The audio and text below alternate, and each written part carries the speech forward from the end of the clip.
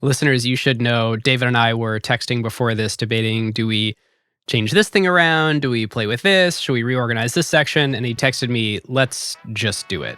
So in the honor of Bad Jokes by David Rosenthal, here we go. Who got the truth? Is it you? Is it you? Is it you? Who got the truth now? Is it you? Is it you? Is it you? Sit me down, say it straight. Another story on the way. Who got the truth? Welcome to Season 13, Episode 1 of Acquired, the podcast about great technology companies and the stories and playbooks behind them. I'm Ben Gilbert. I'm David Rosenthal. And we are your hosts. There's an age-old question in business. What is more important, a great product or great marketing? Well, today we have literally the perfect case study in that very question in Nike. Does breakthrough innovation drive that business? Or is their core competency really around their profound advertisements and their sponsorship deals with athletes and teams, or their probably best in the world brand positioning? To understand it, we have to examine Nike's entire 60-year history, of course, because this is Acquired. And because Shoe Dog is so good. It's amazing. You got to start at the beginning. So really, the question is, what makes this company the single largest apparel business in the world today, outside of luxury, of course? And how is it possible to be a shoe company that does over $50 billion in revenue when they technically don't make a single shoe? So you may think you know Nike from the movie Air or Shoe Dog, but what hasn't been told is how those old stories tie to the gigantic shift in strategy that Nike is really in the middle of right now. Well, LPs, we got to thank you for voting for this episode. David and I have had it sort of in our episode backlog for 2-3 years. And when we put it up for a vote, the overwhelming majority of you selected this as our next episode. So if you also want to vote for future episodes and become an Acquired LP, that is acquired.fm/LP. If you want an update every time we drop a new episode so you don't miss it, you can sign up at acquired.fm/email. And we'll be dropping little Easter eggs and hints in those emails to tease about what the next episode is going to be. So that's acquired.fm/email. Don't miss a new episode. And lastly, make sure you check out ACQ2, our second show where we interview people who are building their companies today, available in any podcast player. And without further ado, listeners, as always, this show is not investment advice. Dave and I may have investments in the companies we discuss, and this show is for informational and entertainment purposes only. David Rosenthal, what is that stack of books on your desk? Oh my God. I think Amazon owes a thank you note to Acquired LPs because I bought every Nike book out there. I mean, my 6-foot-long desk is covered in Nike books. It's so fun to read all of them. I thought there was just Shoe Dog. I didn't realize there was the literally over a dozen that you and I collectively read. There's so many of them. I read thousands of pages. But there are 3 books that all basically tell more or less the same story that we weave together to come up with our core Acquired Nike story here today. And I bring it up because it's actually pretty important what these 3 books are. The first, of course, is Shoe Dog, the GOAT business memoir of all time. The second is a book called Just Do It that was written by the journalist Donald Katz. Ben, do you know who Donald Katz is? Ooh, I do not. So Don, after he wrote this book, and I think he wrote 1 or 2 other books, he had quite the career change. He went on to found the company Audible. Oh, really? Isn't that crazy? It's kind of cool that was founded by a journalist. Yeah, just wild. So he wrote kind of the canonical third-party journalist take on Nike. And then the third book is a book called Swoosh, which I bet most people have not read, but kind of like Taste of Luxury. I think people who are really in the know in the footwear industry have read this book. It was written by one J.B. Strasser and her sister, Laurie Beckland. J.B. Strasser is Julie Strasser, who was the wife of Rob Strasser. Now, Rob, if you've seen the movie Air, the character played by Jason Bateman is Rob Strasser, Nike's legendary first head of marketing. An item among many that is not discussed in the movie is that Rob, shortly after signing Jordan, had an enormous fight with Phil Knight, left the company with Peter Moore, who was the designer behind Jordans, and ended up joining Adidas as CEO of Adidas America just a few short years later. It's like an incredible betrayal. This is like a Judas level betrayal. I mean, to say he was persona non grata around Nike is understatement of the century. And here's this book that was written in real time by his wife as this was all happening. Incredible. Yeah. So Strasser, we'll get into his contributions, but he is probably second only to Phil Knight in willing Nike into existence. We start, however, with the Shoe Dog story, the origin of Blue Ribbon Sports. And actually a little bit before Shoe Dog starts, in July 1948, when one Bill Bowerman becomes the head track coach at the University of Oregon. Now, Bill was a legendary figure. In addition to being Nike's co-founder, along with Phil Knight, I mean, kind of the only way to describe him is he was like a descendant of the survivors of the Oregon Trail. The cowards never started and the weak died along the way was one of his favorite sayings. Yes. So Bill's dad was the governor of Oregon. And Bill fought in World War II as a major. And he actually negotiated at the end of the war the stand down of a German battalion. He's also such a character. He lived in a remote mountaintop in the Oregon mountains.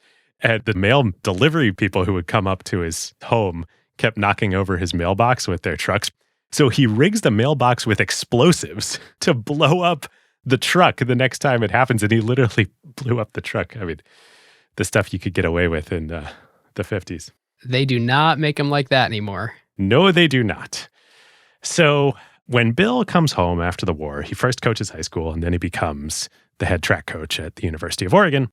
He takes this background and character that he has and he becomes maybe arguably the most successful track coach in American history. So I believe Bill coaches the first American sub 4-minute milers. He ends up coaching several Olympic teams. He definitely turns the University of Oregon into the most prestigious track program in America. You know, he's a national celebrity, which is pretty crazy for Oregon in the 1940s, 1950s. Right. So a few years into Bowerman's tenure as head coach, he recruits a pretty talented middle distance runner, freshman, from Portland nearby, one Phil Knight.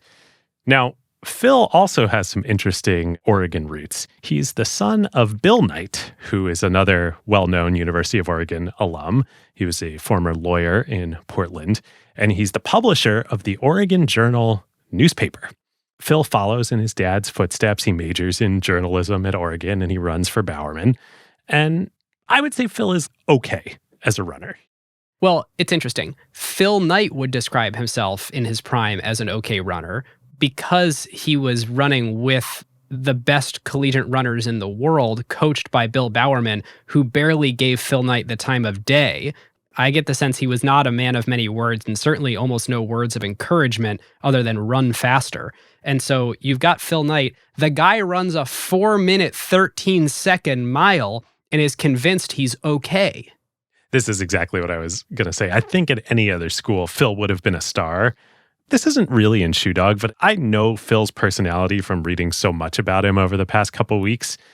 I think he probably went to Oregon in part because he wasn't going to be a star there. I mean, he is, I think, the most introverted CEO that we have ever covered on Acquired. I mean, Rockefeller was pretty introverted, but he looks like Elon Musk compared to Phil Knight. Yeah, and a lot of the CEOs that show up in these Acquired episodes are deeply private people, but it's mostly because they want to stay out of the limelight. And when they're in the limelight, you can see that they can turn it on and they're bright and shiny and they're sort of loving working the room. That's not Phil Knight at all. Not at all. I mean, I was super lucky. I owed a huge thank you in my life to Phil Knight. I went to Stanford Business School. I was one of the first classes to graduate at the Knight Management Center that he endowed there. Didn't he give your graduation speech? Exactly. It was amazing. It was kind of the first draft of Shoe Dog that he had been working on. The book came out a couple years later. So great. But I remember thinking, this does not seem like the founder and CEO of Nike. You know, even here talking at Stanford, the most warmly receptive audience possible, like he was very nervous. Yeah. Huh. So Knight runs at Oregon. And it's important to say, we should note about Bowerman, he was definitely a man like they don't make anymore. But despite what you might think, he wasn't militaristic. He really was pretty innovative. He was the first track coach, maybe college coach of any sport, who really put a focus on rest for his runners. And part of this, famously for the Nike story too, was technology and was shoes. So Bowerman actually taught himself how to be a cobbler and would take athletic shoes, usually Adidas athletic shoes, and modify them or even build his own, and then use his athletes as guinea pigs to any advantage that they could have, he would be looking for, and shoes were part of it. And the technology that Bowerman was experimenting with was crazy stuff. He would rip shoes apart and he would rebuild them, this is from the Nike website, with snake skin, deer hide, or fish skin. Goofy, crazy stuff. And his guinea pig was Phil Knight because Phil wasn't at the front of the pack, so he could sort of afford to experiment on him. So very fortunate for Phil Knight and his future that he was not the fastest runner on the Oregon team. Exactly. This is where it all comes together. So after Phil graduates, he goes to business school right after undergrad to Stanford GSB, hence the connection. He graduates from GSB in 1962. It's also crazy. Nike feels like such a modern company. This was a long time ago. So in Phil's final term there at Stanford, he takes what is then the only quote-unquote entrepreneurship course at GSB. I mean, today there's like 100 different entrepreneurship courses taught by the famous professor Frank Schallenberger, who Nike gives tons of credit to for Blue Ribbon Sports and ultimately Nike. And in the course for Knight's final paper, he writes the business plan for Blue Ribbon Sports, pretty much word for word. His thesis is that he knows from growing up with his dad, and I think he actually maybe spent some summers at college and then at GSB working in the newsroom at the Oregon Journal. And he knows from the photography department that high-end professional cameras had traditionally been the domain of the Germans. Leica was the most famous camera brand. And then at this point in time in the 50s and 60s, the Japanese are starting to enter the market. So Nikon was the big Japanese entrant. Fuji, Ricoh. Exactly. They made great cameras and they undercut Leica on prices by a huge amount. And he also knows about the sporting goods market from his time at Oregon and particularly being a test pilot, as they would say, for Bill's shoes. And actually, the dynamics are pretty much exactly the same in the athletic goods market. There are two companies, both German, that dominate sports equipment. One, of course, is Adidas. Or Adidas, as the Germans would say. Yes, as we will get into in just a sec here. And the other one, to a lesser extent, was Puma. Now, there was an American athletic apparel footwear maker in Converse and others, but Converse at the time was stuck in the canvas shoe era, which was already like ancient history. So if you know Chuck Taylor All-Stars, you know the famous seminal Converse shoes. Ben, if you had to guess, when do you think Chuck Taylor played basketball? Ooh, let's see. I think if I remember our NBA episode, the NBA was really getting going like post-war, so like the 50s. I'd guess he was an early 50s NBA player. Yeah, you might think so. Contemporaneously with the time we're talking about right now. No, Chuck Taylor played professional basketball in the 1920s. Whoa. That's when the Chuck Taylor All-Star technology is from. It's a canvas shoe. By this point in time, the market had migrated to leather upper shoes, of which Adidas or Adidas was the leading technology manufacturer of it. So anyway, basketball shoes wasn't really the market yet. It would become much, much later, as we shall see. The market was running shoes. And it was like an okay market, but this was not the camera market. So Phil Knight's thesis here, it actually didn't get any sort of notice or praise famously from his classmates or even really from the faculty, because they're like, okay, this is a good idea to apply Japanese low-end disruption to the athletic apparel market and the footwear market, but this is not a big market. The market, such as it existed, was track shoes. Right. Think about how you would define a market size. There's not that many track athletes at any given point in history, so not that interesting. And it's worth maybe saying one word on the Adidas or Adidas story before we move back to Phil Knight and Shoe Dog here, because it's pretty crazy. So it's called Adidas because Adidas was founded by Adolf Dassler, or Adi for short, Adidas. In like the 1920s?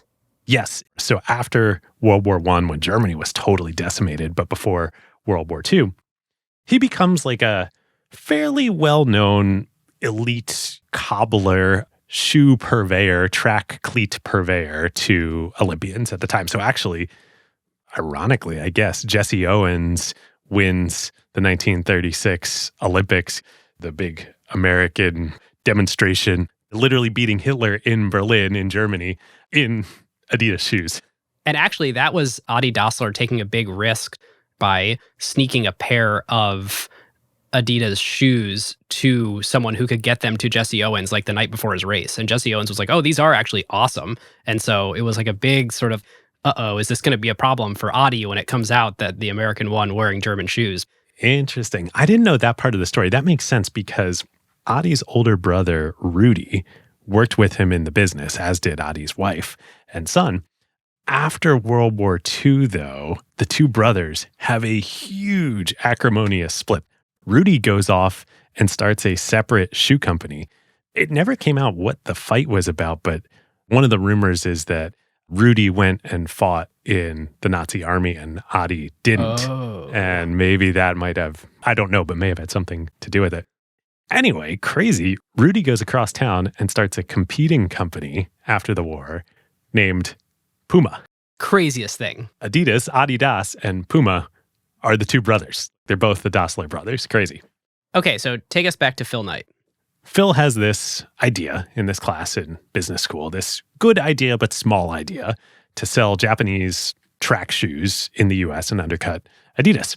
In 1963, after he graduates, Phil decides that he's going to go off before he really starts life. He's going to go take a trip around the world, and he convinces one of his buddies from GSB to go with him.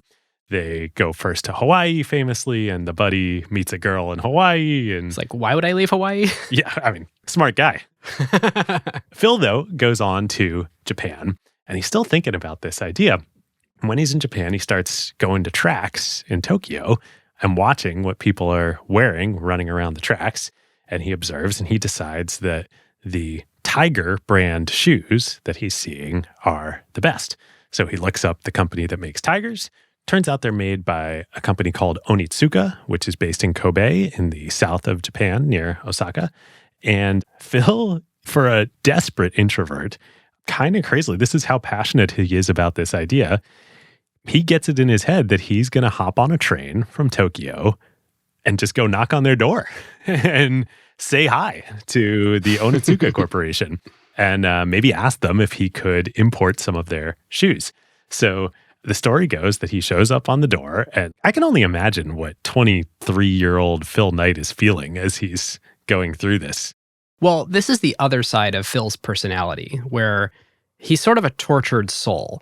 He's introverted, but he's unbelievably driven. He has a splinter in his mind where when his buddy's like, actually, this is pretty good, I'm going to stay in Hawaii, Phil's like, but I'm longing for something. Yes. There's something wrong with my existence in the world that needs to be fixed, and I need to go and find out where I belong and what to do and how to change the world and how to build something. And I think he's got a motor that's just different than the way that other humans operate.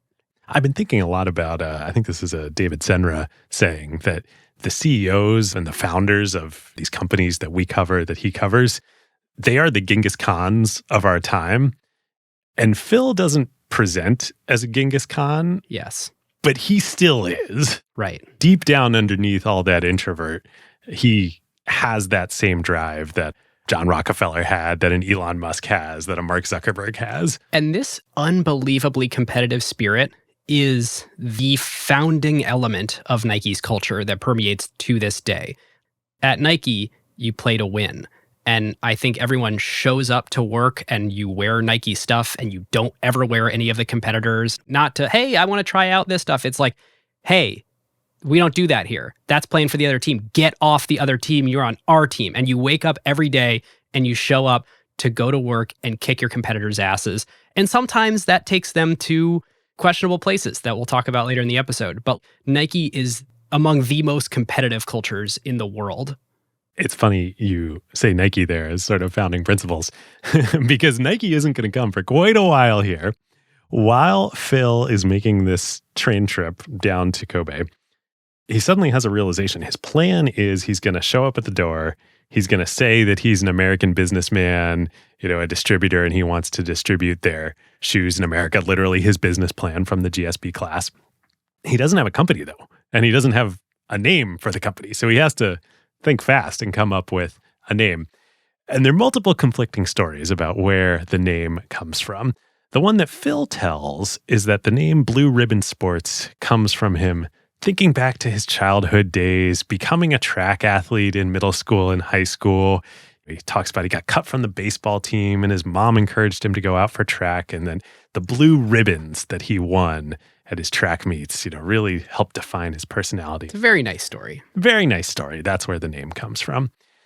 The other story that appears in the other books is that Phil was out drinking the night before, either drinking Pabst Blue Ribbon, PBR beers, or I think more likely the other one that I read is Suntory Blue Ribbon Whiskey, which is a Japanese whiskey brand. He saw a billboard or something like that, and that's where the name Blue Ribbon came from. As with any of these stories, we'll never know, and it's probably some of both. Yes.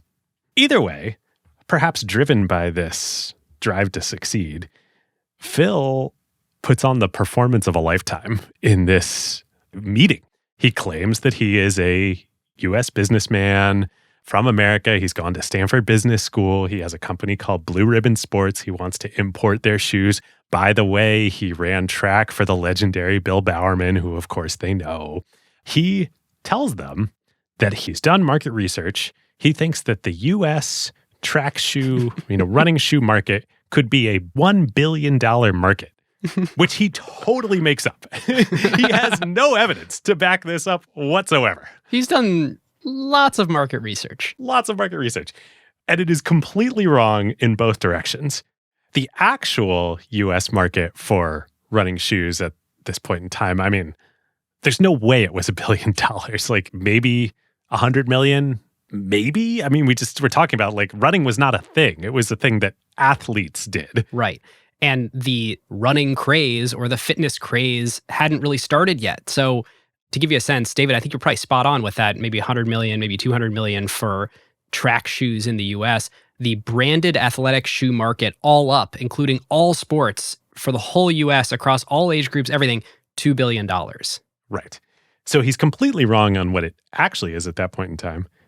He's also completely wrong on what it would become in the other direction, thanks to Blue Ribbon and Nike. Right. They had a large hand in growing. And I'll spoil it for listeners. The branded athletic shoe market in the US today is $130 billion. Now, obviously, not all of that is track and running, but a large part is running shoes. And that's growing 5% year over year. So still a growth market, even at that scale, which, by the way, that number, 130 billion, just to compare it against some other things, that is bigger than the video game market. Wow.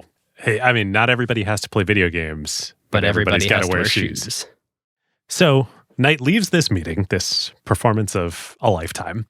He gets an agreement from Onitsuka that if he wires them $50, they will send samples of the shoes to his office back in the States, i.e. his family home in Portland, Oregon. So first thing Knight does, he gets in touch with his dad. I don't know, he sends him a telegram or something back in Portland and asks him to wire $50 to the Onitsuka Corporation of Japan for purchasing these samples. He gets home, I think it's 2 or 3 months later after this. Surely the shoes would have arrived by now. Surely the shoes would have arrived. He rushes home, says, "Hi, Mom. Hi, Dad. Did the shoes arrive?" His dad's like, "What shoes?" The shoes did not arrive. The shoes would not arrive for almost another year. Wow. A little foreshadowing in what doing business with Onitsuka is going to be like for the fledgling Blue Ribbon Sports. And this is just to like get some samples to see if he can sell $50 worth of shoes. That takes over a year. So Phil gets home. He's disappointed. He's got to start his life. He gets a job as an accountant. He's got a business school degree. He's studying to take the CPA exams and become a licensed CPA. And then finally, at the end of 1963, I think right around Christmas, Phil writes in Shoe Dog, the samples show up. And Phil gets them. They're great. They're what he remembers. He thinks, these aren't quite maybe as good as Adidas, but they're good enough. And I can sell them cheaply enough that my business plan will work. Right. They're way cheaper. So Phil gets back and writes Onitsuka, says, great, I would like to be the U.S. distributor for track and field shoes. And Onitsuka says, okay, great. You can be the distributor for the Western United States. We already have somebody that we're working with on the East Coast, but you can have the Western 13 states. Phil's like, great. He quits his accounting job. He starts the company. He goes to work. He hires one of his twin younger sisters, who I think was maybe still in high school, to like help him part-time with receiving the inventory and sending them out and stuff. The naivete is just dripping off of Phil at this point. It's like, oh, good, I have a business, so surely I will make enough money to be able to quit my job and hire people. Yes. And now he doesn't have enough money to open a retail outlet or even really to get enough inventory to sell wholesale to other retailers. So his genius business plan, I don't know how much of this was part of the Stanford paper or not, is he's going to drive around to track meets in Oregon and up and down the West Coast and sell the shoes out of his car. Pretty awesome. That's like legitimately doing the shoe leather work that no one else is willing to do and getting through that hard part to get your business off the ground, establishing proprietary distribution channels. Yes. Speaking of proprietary, he also has another actually really great idea, which is that while he's driving around, he'll go down to Eugene and see his old coach, Bowerman, at the University of Oregon. And he thinks, oh, if I could get Bill to put his runners in Tigers, then that would be great marketing for me. And I know he's not always super happy with Adidas. We're going to have a better relationship. He'll be able to experiment with these shoes, and I'll sell them to him for cheap. Because at this point in time, even the legendary Bill Bowerman and the University of Oregon, they bought all the shoes. Nobody was giving them shoes. It was like a major line item in their budget. Crazy. And so let's just take a quick pause and recognize this company that would eventually become Nike started A, not as Nike, B, not with a swoosh, C, not making a product. It's literally just importing and reselling someone else's product. And the plan is to build a big business off the back of not actually making things. Not exactly what GSB or any other business school would determine a recipe for success here. But maybe that penciled more at the time. Being in this super globalized world that we're in now with the internet and companies with these massive resources that can scale immediately. And venture capital. Exactly. And venture capital, which can just supercharge a company's growth if something's working. The idea that your core competency is just distributing someone else's product among a geographic area where you have a relationship with customers, that might have actually been a pretty good plan and much more defensible in a way that it's much harder to build something like that from scratch now. That's a super good point. And it turned out actually that Onitsuka had already studied the US market, whether they agreed with Phil's plucked out of thin air market size or not. They wanted to enter the market, but they didn't think they could do it on their own. So they actually were looking for somebody like Phil. Yep. So Phil goes down to see Bowerman. And to Phil's surprise, I mean, Bowerman is not a warm and fuzzy guy. He's never really shown Phil much encouragement when he ran for him or since. Bowerman says, this is a pretty good idea. Not only do I want the shoes for cheap, I want you to cut me in on the deal. I want to be partners with you in this company. And Phil is like floored. And like real partners, 50-50-ish. It's not like I want you to like toss me a percent here or there for being an advisor or something. It's like, okay, great, co-founders, just like that. So Phil's like, what's the deal you have in mind. And I think originally Bowerman says 50-50, and then he sleeps on it and he comes back with his lawyer and he says, actually, let's do 51-49. I want you to have 51, me to be 49, because I don't really want to be involved here. Now, on the one hand, this is super exploitatory of Bowerman, of his old athlete that still obviously looks up to him like a father. It's kind of like there weren't really VCs yet in this era, but when there would be, like, VCs taking 50, 60, 70% of the company. On the other hand, this is a no-brainer yes for Phil. Right. He's giddy about it. He's like, oh, only half the company? Great.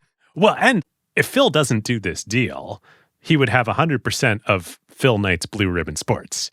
But he does do the deal, and he gets 51% of Bill Bowerman's Yes. Blue Ribbon Sports, which is a completely different animal. Yes.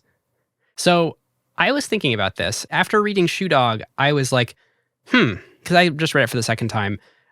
It just feels a little weird that Bowerman would just kind of immediately be like, yes, I'll go into business with you, person who ran for me that I never had a particularly close relationship with. And so I've always wondered, like, why was he so eager to do this? And as part of the research, I stumbled upon this guy named Scott Reams, who was formerly a Nike historian. He worked in the marketing department and then for over 20 years worked at Nike and became the company historian. He has an epic set of LinkedIn posts that are really like these incredible gems pointing out things in company history. And so he's got this post. He says, based on letters in the University of Oregon and Nike archives, Bill Bowerman corresponded directly with many footwear manufacturers in the 1950s, so like 15 plus years before this, including Adi Dassler, directly to Adi Dassler, trying to purchase shoes for his runners directly to avoid retail markup. He made it clear he had ideas on how to make running shoes better. Remember, these are in letters to Adi Dassler years before. But the responses he received referred him to footwear distributors in the United States for Adidas and ignored his design offer. So Bowerman is sitting there and he is primed. He's like, oh, you're going to import foreign shoes and give me a deal? I'm in. Just like Onitsuka was primed to receive young Phil Knight, so was Bowerman. Ben, this is so awesome. I was going to save this for a reveal later in the episode. Scott Reams is legendary. He was, as you say, Nike's corporate historian. He worked super closely with Phil on writing Shoe Dog. Oh, did you read his post too? I sent you his LinkedIn. Did you look through them all too? Not only, I sent him a message on LinkedIn.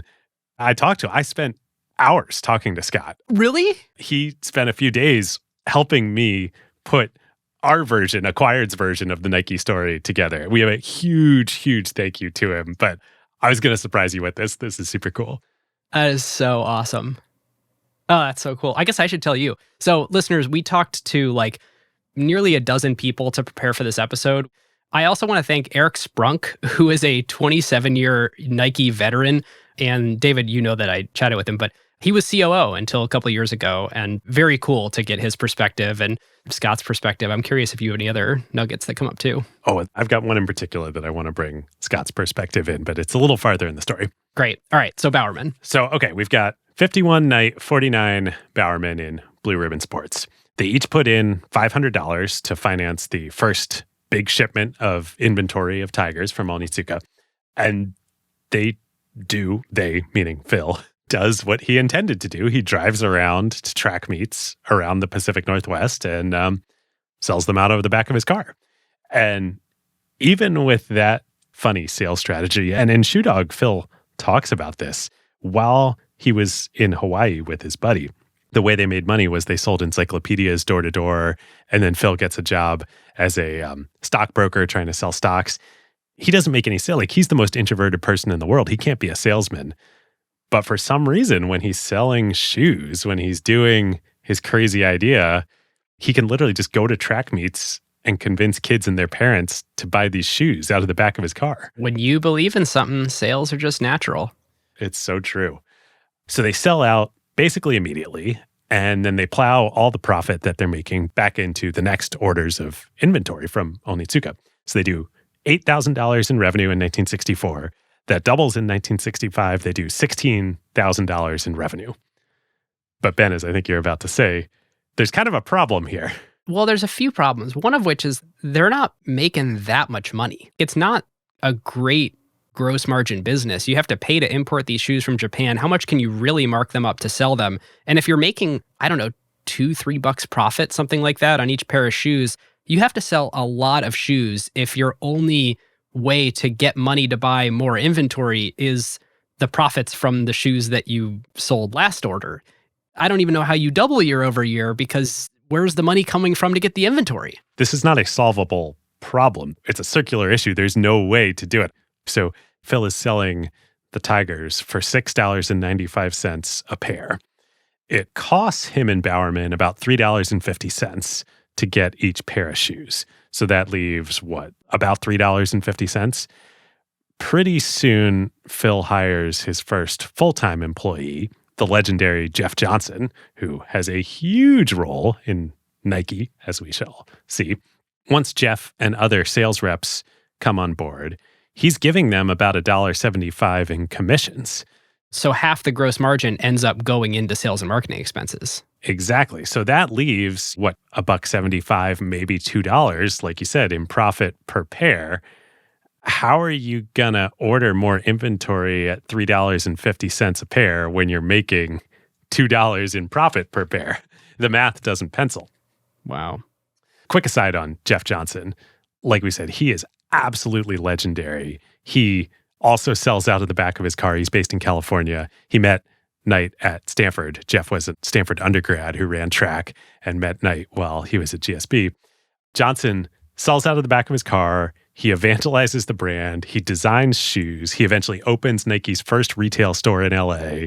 He sets up manufacturing. He moves back and forth across the country. He is basically like everything you would ever want in a first employee at a company.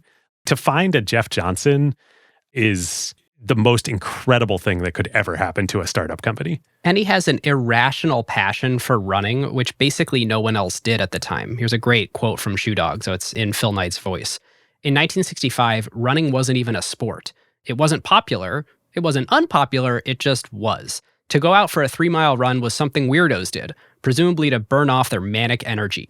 Running for pleasure, running for exercise, running for endorphins, running to live better and longer. These were things that were unheard of. People went out of their way to mock runners. Drivers would slow down and honk their horns. "Get a horse," they'd yell, throwing a beer or soda at the runner's head. And he goes on to say that Johnson had many sodas thrown at his head while he was out running. This is one of the moments that just floored me, rereading Shoe Dog and internalizing that, running. I go for a run maybe 3 times a week these days. Right. It's just normalized into life. Every time I walk out in the street, basically anywhere in the world, unless I'm like truly in the middle of nowhere, you see people running. And the idea that motorists would throw beer and soda cans at runners is crazy. Yeah, totally wild. So back to this financing issue.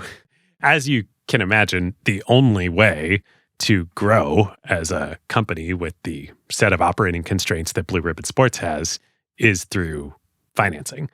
And the only way to get financing in Portland, Oregon in those days was to go to Oregon regional banks. I think actually there were laws in the US that corporate banking could not happen across state lines. Correct. So there are only like 2 or 3 banks that Knight even has the option of going to.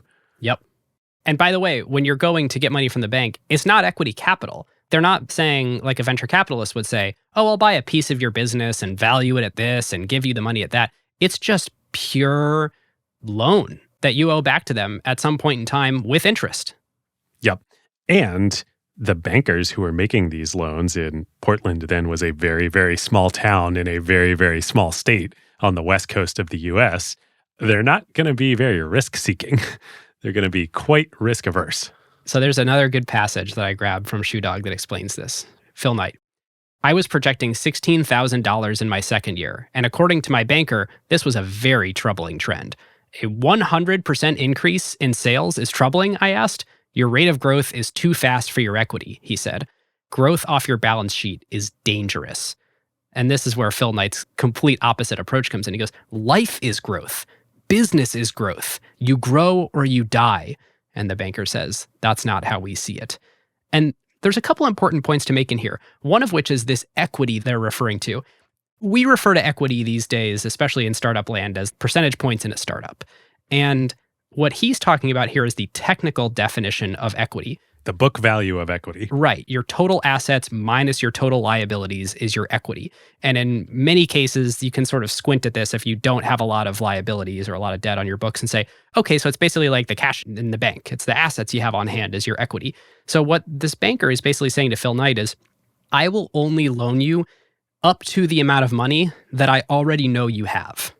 Yep. Now, that's not terribly helpful. It's basically a cash advance. It's like, well, the money that I have is sort of tied up in other stuff like inventory, and you're just loaning me enough money for me to make my next order. But there's not actually any real new capital. It's not like there's a post-money valuation. You're basically just saying you can borrow these dollars, then you can give them back to me, and I'm going to cap your dollar limit super low.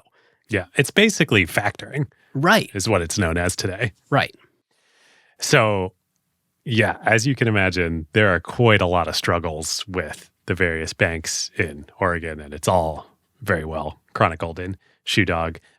So, since growth is literally rate limited by the banks, Knight decides that he can't justify taking a salary. He goes back to being an accountant by day. He joins Price Waterhouse in the Portland office. He does that for a couple years. I mean, years. It takes a long time to grow this thing. Eventually, Blue Ribbon does become big enough, and he needs to devote enough time to it that he can't be a full-time accountant. So instead, he gets a job teaching accounting at Portland State, where he meets two women. Both of which will change his life. The first one is a student. Man, things were different in the 60s. A student in his first class that he teaches named Penny Parks, who he sees has great potential as an accountant. So he hires her as a bookkeeper part-time while she's a student, I believe, for Blue Ribbon Sports. Very shortly thereafter, she becomes Penny Knight, his wife. Now I think of, like 60 years, maybe, something like that. The other woman he meets is an art student, not an accountant, an art student named Carolyn Davidson. And Phil overhears her talking with some friends in the hallway one day, talking about art classes. And he stops her and he says, hey, I've got a company. We need some part-time art and design work for like brochures and sponsorship collateral. Because everyone's telling him that he needs to do advertising. Phil Knight, to this point, which is hilarious given Nike today, doesn't believe in advertising. And so he's like, fine, I'll give in to some other people who are advising me that I should make some brochures or something. And the way I'm going to do it is I'm going to hire a part-time student from Portland State to do my advertising collateral for $2 an hour. Yes. She says, sure. Put a pin in that. We are going to come back to Carolyn Davidson and the Nike art department in a minute here. Yes. But first, now is a great time to tell you about one of our favorite companies here at Acquired and a new sponsor this season. Ooh, David, you teaser. What else could anyone possibly design for Nike that would change Phil Knight's life? It's a great story, and there's more to it than I think you've heard before. So, what sponsor are we talking about? Brand new one for us, a company called Blinkist. We are doing something pretty special with them here at Acquired. Blinkist, as you might know, takes books and condenses them into the most important points. I really could have used that for research on this one. Yes. It lets you read or listen to the summaries. So it's great for people who want to read more books, but you might not have time to get to your whole dream bookshelf. Now, we told the good people at Blinkist how we go about researching for Acquired, and they had an idea, and we're running with it. So if you go to Blinkist.com/Nike or click the link in the show notes, you can get blinks for the Nike books that we use to research this episode. And many of them, they are making custom for you guys in real time. So expect more Nike books to be showing up as they're literally making these for the Acquired audience. And not only that, if you use the link, you'll get the whole Nike collection for free as these books get added. And Blinkist has told us anyone who signs up through that link or uses the coupon code Nike will then get an additional 50% off a premium subscription to all 6,500 titles in their library. So, for those of you who lead companies and organizations, I know there's a lot of founders and executives listening. Blinkist also lets your company become a customer with Blinkist for Business. So, 1,500 different organizations use this worldwide. This gives you not only access to condensed books, but also courses and coaching pathways like Leadership from Simon Sinek or courses on mindfulness or communication and history. It's awesome for teaching new skills or for the learning and development department at your company. So a fun way this came about, a little acquired behind the scenes, Blinkist was just acquired by Go1, which is a friend of the show where the founder and the leadership team have been longtime acquired listeners. David and I are both investors in Go1 and now Blinkist, and we'll share more about Go1 later this season, but know that they are an amazing one-stop shop to get all the content that you need for your company, like for your whole workforce, from HR trainings to specific skill development classes. And they get that content from the best places in the world to produce that content. It's not like they're making something you've never heard of. They probably have awesome content that you're looking for just bundled into one easy subscription. So back to Blinkist. To join the 27 million people who use Blinkist, go to Blinkist.com/Nike or click the link in the show notes to get access to what we use for research. Pretty cool. Okay, David. So should we share the Carolyn Davidson thing now, or don't we need to evolve Nike a little bit more before it really comes into play? Yeah, put a pin in it. We'll come back to it. So in the meantime, by hook or by crook, and maybe Onitsuka, as we will see, would argue by crook, Blue Ribbon Sports' sales do keep growing. They do keep getting just enough and just enough in time financing to finance their inventory and orders from Tiger and Onitsuka. In 1966, they do $44,000 in revenue. In 1967, they do $84,000 in revenue. You're noticing a doubling theme here. Turns out, even from a very low base, if you double every year for like 20 years, you can still become a big company. So then, in 1967, Bowerman, remember, Bowerman's been involved. His name, his association with the company has been huge throughout all this. But like you were saying a minute ago, Ben, his real motivation is he wants R&D access. He wants to be able to make shoes. And in 1967, ahead of the 1968 Mexico City Olympics, he comes up with a new idea for an entirely new type of shoe, one that he probably can't really manufacture on his own. But now he has this relationship with Tiger, with Onitsuka. And his idea is that rather than leather on the upper parts of these track shoes, what if we instead use a breathable material like nylon so that my runners' feet aren't sweating throughout the whole race? On the one hand, yes, nobody likes sweaty feet. On the other hand, if your feet sweat a lot in leather shoes over the course of several miles, well, they're going to get heavier and weighed down. And so maybe this might help the shoes stay lighter. And Bowerman is obsessed with lightweight in his shoes. So Onitsuka is very receptive to this. They think, great, we love this. We'll make the shoe. We can do that. We can source the nylon. We'll make the shoe. So Bowerman and Phil get together. They're like, this is amazing. We're going to have our own model, that we've designed, that Bowerman's designed. Which you should already start to get a little bit nervous here, because it's like, well, okay, who owns this shoe? Exactly. Well, that would be for the courts to decide. Is it like the Blue Ribbon Shoes design company owns the design and they hired a contract manufacturer? Or is it more like, oh, we just gave you a little suggestion idea and we BRS don't own anything? Yep. The relationship complicates a little bit here. It's no longer just, hey, we're the American distributor of Tigers. So Bowerman and Phil want to call the shoe, they actually want to borrow from the Adidas playbook and call the shoe the Aztec ahead of the Mexico City Olympics. Adidas has been doing this for years. They always come out with new shoe models ahead of whatever the Olympics is in the world every 4 years. Adidas, of course, has already beaten them to the punch. They have trademarked a shoe that they're coming out with called the Azteca Gold. And I don't know if it's Blue Ribbon or Onitsuka decides that the Aztec is too close to that. So legend has it, knowing so good these men, I assume this is quite true. Bowerman is casting about for other ideas for names of the shoe. And he says to Knight, what was the name of that Spanish guy that kicked the you-know-what out of the Aztecs? And Knight is like, oh, that's Cortez. And thus, the Blue Ribbon / Tiger Cortez is born. Naming aside, the nylon uppers are a huge innovation, and this becomes a big hit. I bet someone out there is wearing Nike Cortezes right now. It's become like a lifestyle shoe and less of a running shoe because the definition of a running shoe has changed dramatically.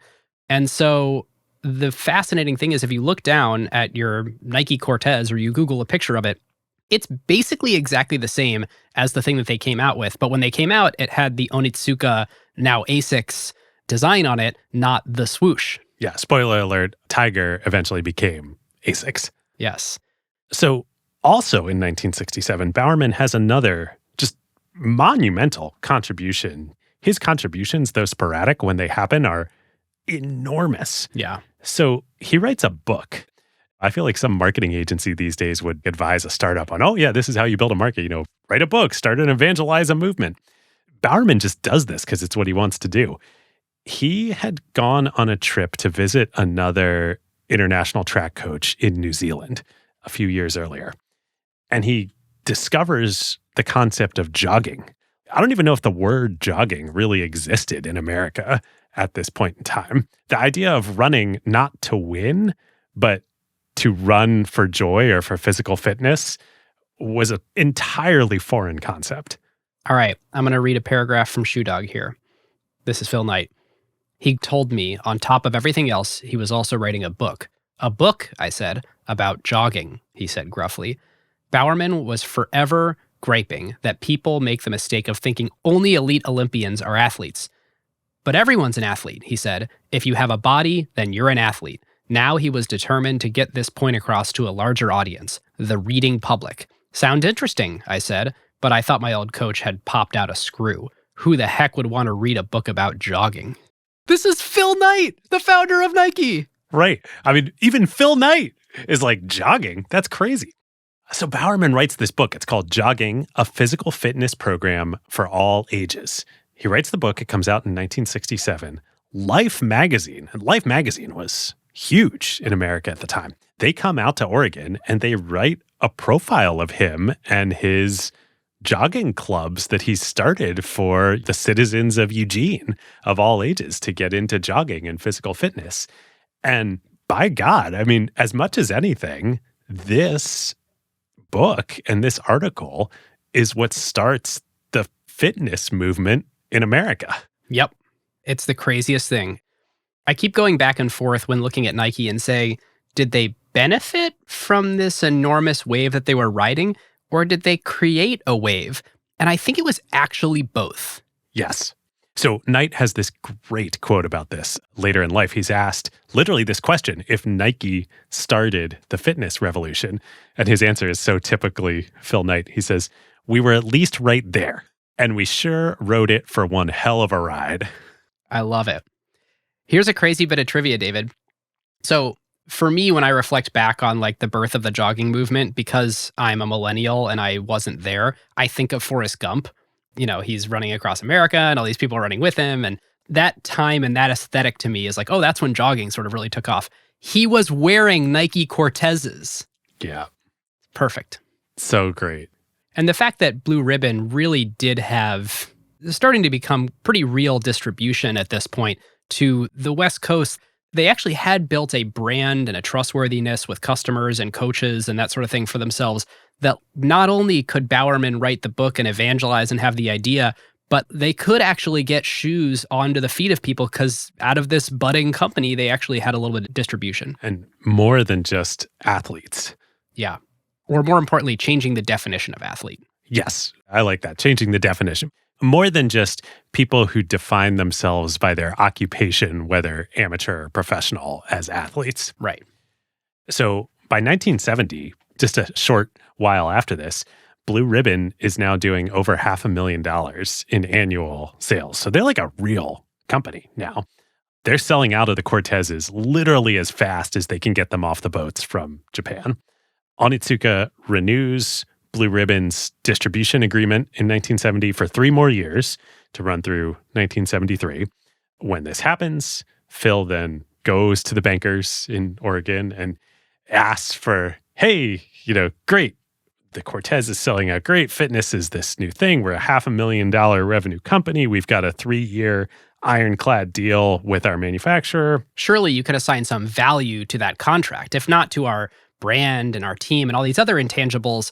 You won't just treat us as if we're book value now. Like, we'll have some real enterprise value because you can invest in our enterprise here, our enduring institution. So he asks for a line of credit of $1.2 million to finance inventory. He never asked for a over $1 million line of credit before. He trips the alarms. He trips the alarm system. $1.2 million. A kid off the street can literally walk down Sandhill and raise $1.2 million today. Inflation adjusted, it's probably like $8 million or something. Sure, whatever. But a kid off the street can walk out of Stanford and raise $8 million today. Exactly. Just say it's an AI company. So the bankers, not literally, although literally they would do this very shortly thereafter, they throw him out. They're like, no. We're done here. You can't be doing this. We're done. I'm just fascinated by this concept of, it's almost as if the idea of enterprise value didn't exist, that literally a company could only possibly be thought of as its assets minus its liabilities. So what that meant was, if you want to grow your company and you want to grow it as fast as possible, then it means you can only take out as much debt as you have assets in the company. But you probably shouldn't, because then if anything goes wrong, your company is like immediately wiped out because your debt to assets ratio is like literally 100. And what Phil Knight did was all of the time kept it at a 100% ratio or close to it, like a 90% ratio. He'd look and see how many assets they had and say, great, we should have exactly that much debt too, so I can grow as fast as possible. And so it kind of becomes this game of musical chairs where when you're levered that hard, you need to be growing super fast because you need to get that inventory off the boat, sell it so you can, as fast as possible, go and pay off the bank so that A, the interest doesn't pile up and you don't trip a bunch of covenants, but B, so that then you can go ask them for another loan to do the same thing again. And you literally need growth as the only way to keep the lights on. It's not just growth as a virtue, it's growth as a necessity. And this, in addition to the competitive thing I mentioned earlier, where Nike is a competitive company, Nike is a growth company. And if you go to their investor relations page to this day, across the top in big bold letters, it says, Nike Inc. is a growth company. They were born out of, this is the only possible way to continue our existence, is grow so we can pay off the bankers. Two things here. One, this is so sad. That's the way it was. And thank God the business world has evolved since then. I mean, you can decry the ridiculousness of startups and VC and tech and all that now, but this is a way better alternative than the way things used to be. Two, though, ironically, I actually, as crazy as this sounds, think it was a critical element of Nike succeeding and becoming Nike. Because if it were too easy, there would have been a flood of other competitors. Or Onitsuka and others would have just done this themselves. Right. It's like many of the stories we tell, that it's path dependent. The only way to have built what they built was to have endured what they endured in a system that was stacked against them. Yes. And there's huge survivorship bias here. Yep. But the journey that they had to go through to survive is incredible. Plenty of other companies maxed out their available credit and debt all the time and had a 100% liabilities to assets ratio and went out of business. And went under, yes. And Nike almost does.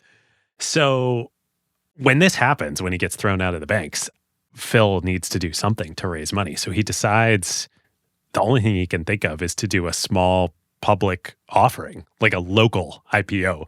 Remember how Ben & Jerry's was the first direct listing? Yeah, I think it's something like that where they sold shares, Ben & Jerry's sold shares in Vermont to like their neighbors. Yes. This is what Phil wants to do. And this is how bad it is. So A, he changes the name of the company. This is so good. Nike isn't anywhere in the picture yet.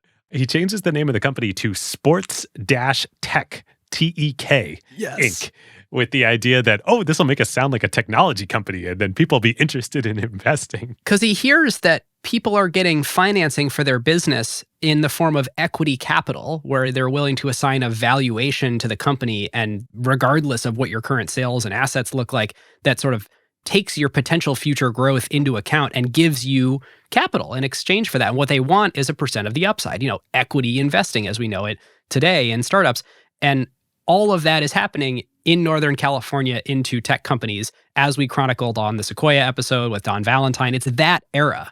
Exactly. We are right in that era now. Don is about to start Sequoia. A lot of this is happening around Stanford. Of course, Phil up in Oregon is hearing about this. But once anybody, any proto-venture capitalist digs into sports tech, they're going to be like, no. So what I've never been able to figure out is, did he change it to Sports Tech Inc. and then change it back to Blue Ribbon Sports? Or did they sort of I'm trying to figure out if they ever literally changed the name on documents. Oh, that's a great question for Scott Reams. We'll have to ask him. Yeah. So this is how bad it is, though. The offering fails. Nobody's interested. None of these proto VCs, none of the local business people in Portland. They're all like, oh, no. This is a terrible company. Well, and Phil Knight undersells it too. Before he learns some of his later lessons, it's his super humble, I'm not a very good runner, I'm only a 4:13 miler type attitude. Right. Aw, shucks. Yeah, and so that's not going to sell shares in your company. Yep. So he ultimately has to raise some money from the families of some of the employees at Blue Ribbon, most famously Bob Woodell, who would become Nike's first president other than Phil when Phil takes a sabbatical later in the 80s. Bob is this amazing story. He was also a Bowerman runner, had a terrible accident in college and was confined to a wheelchair for the rest of his life, becomes one of Nike's and Blue Ribbon's first employees, and then becomes a huge leader, builds so many things at the company, and becomes the first president other than Phil. But he doesn't come from wealth, and his family loans, I think, $3,000 or $5,000 to Blue Ribbon, like a huge amount of money for them. It's like a huge amount of the family's net worth. Phil would convert that into equity before the actual IPO, and they would become millionaires and change their lives. It's amazing. Yeah, the way that he was financing this was basically through convertible debt. And so all the pre-IPO little friends and family financings that he's doing here are convertible notes. So this brings us to 1971. The Annus, either Mirabilis or Horribla, depending on how you want to think about it. I just butchered both Latin and French there, but clearly this financing path isn't going to work for the next stage of growth. Eventually, Knight, I think he reads in either a magazine or a newspaper article about Japanese trading companies. How he had never heard of Japanese trading companies before then, given the amount of business he was doing in Japan, is crazy, although it was in Onitsuka's strong interest for Phil and Blue Ribbon not to find out about Japanese trading companies, as we shall see. And what they are is this very strange type of company that we don't really have, at least in the tech ecosystem today. No, does not exist in America or in most countries. And it's sort of a hybrid between a lender and a supply chain partner, where it's a company that has some primary business that they're doing. / private equity firm / holding company. Yes. It's a company that, in this particular instance, has a business that they're in and generates a bunch of cash. So what do you do with the company's treasury? Well, you could do boring stuff with it, or you could make strategic investments with it, or you could operate a financing business where you leverage all of the unique relationships you have from the parent company to do diligence, to advantage your investments, to put your foot on the scale, and you're using the fact that you have a large treasury to open a competitively advantaged bank, especially in sourcing international goods. Yes, to do asset-based financing, exactly what Blue Ribbon needs. So the company that he ends up meeting at the local branch office of it in Portland, I think they might have been the only Japanese trading company with a branch office in Portland, is Nisho Iwai, which is one of the smaller ones. Today, the company is called Sojitz. Today, it is still a $40 billion revenue company. Back then, in 1971, it was a $100 billion annual revenue company. And it was, I think, the 6th largest Japanese trading company. The other ones that many listeners probably will have heard of are companies like Mitsubishi or Mitsui or Sumitomo. These are enormous companies, and especially in the 70s, as Japan was really rising. We told the story on the Sony episode. Nisho Iwai was a godsend for Blue Ribbon. And it could have gone either way. That was the thing with these Japanese trading companies is if you weren't super clear on exactly what you wanted up front, it could totally go the way of private equity, where, you tripped one covenant, or you this, that, the other thing, and suddenly they're able to own a controlling interest of your company, or they're able to take over management and install their own people. It was a PE-style financing where oftentimes they would sort of take over and absorb the businesses that they were financing. So Phil Knight was going into this saying, okay, that really, really, really can't happen to Blue Ribbon. What can I possibly negotiate with these guys to make it so that their interests are aligned with mine, but not in a way that could compromise my control? Right, because he gets a little spooked. According to Shoe Dog, Phil walks into the office of Nisho Iwai in Portland. This is like the Portland, Oregon branch office of Nisho Iwai, meets with one of the officers there who would go on to become an incredible personal relationship for Nike and for Phil, a guy named Tom Sumeragi. And he offers on the spot to finance all of Nike's inventory on the spot in a meeting in the branch office in Portland. So Phil's like, whoa, how do I deal with these guys? Right. They're a little too eager. This can't be that good of a deal. What's going on here? It turns out ultimately it's a great deal. And why is it a great deal? Well, the first thing you have to know is Nisho knows Japanese manufacturers. And so they start asking Phil Knight questions like, well, who do you work with in Japan? And like, would you ever make your own shoes? And are you looking for relationships with more factories? And so they start to get the sense that like, maybe eventually we could put our foot on the scale in certain ways and help this company win. And so if we're doing business with them as their financing partner, this could be really good for us too. So Phil, in retrospect, makes the mistake of calling up Onitsuka and saying, hey, I'm in this lurch with financing.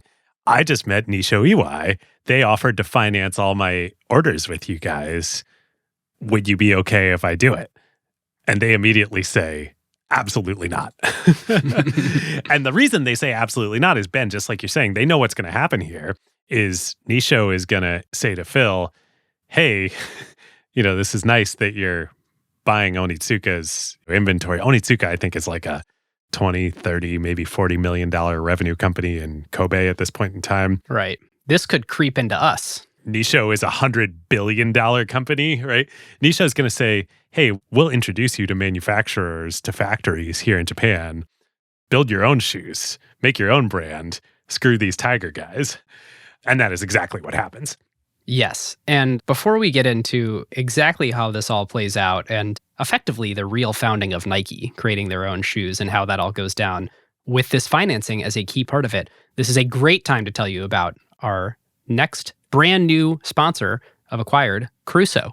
Crusoe is honestly one of the coolest companies in the world right now. They are a cloud infrastructure provider. So just like AWS and Azure, that's purpose-built for AI training and inference. So just like Phil Knight had the crazy idea of taking on Adidas with Blue Ribbon, Crusoe and its founders, Chase and Cully, had the crazy idea a few years ago that they could take on AWS and Azure. And incredibly, they're actually pulling it off. And for many AI workloads, you'll get significantly better cost-performance trade-off from Crusoe than any traditional cloud provider. Yeah, so the way they did this is genius and kind of insane. So one, they get better performance just by building their infrastructure specifically for AI. So like literally their entire data centers are nothing but rows and rows of NVIDIA A100s and H100s. So they have the benefit of focus and specialization. And two, this is what's really special about Crusoe. They use wasted energy to power their data centers. This is so cool. A single NVIDIA H100 under full load consumes about the same amount of power as 10 US homes. Yeah, so this is crazy. Crusoe has gone out to oil fields around America and the world, think like Texas, Montana, etc., and they have built their data centers right on top of oil and gas flares and renewable energy areas like wind farms. So, as some of you might know, oil and gas production often has a process called flaring, where they have to burn off excess product. It's an enormous waste of energy. And as you can imagine, it's also a huge greenhouse gas problem. It depletes the ozone, it increases carbon footprint. You get it. Crusoe helps to reduce this by instead converting those flaring emissions into powering your AI workloads. They literally build AI data centers on top of wells that would be flared otherwise. Yeah, it's crazy. And the key insight that really made this possible was that Amazon and Microsoft and Google's data centers have to be physically located close to where the quote unquote internet happens, i.e., where internet usage is. But for 99% of AI workloads, latency doesn't matter. So Crusoe can put these data centers out where energy happens in these oil fields and wind farms instead. Yep. And as an aside, while we're here talking about Nike's asset-backed financing strategy, what Crusoe is doing also requires billions in capital funding.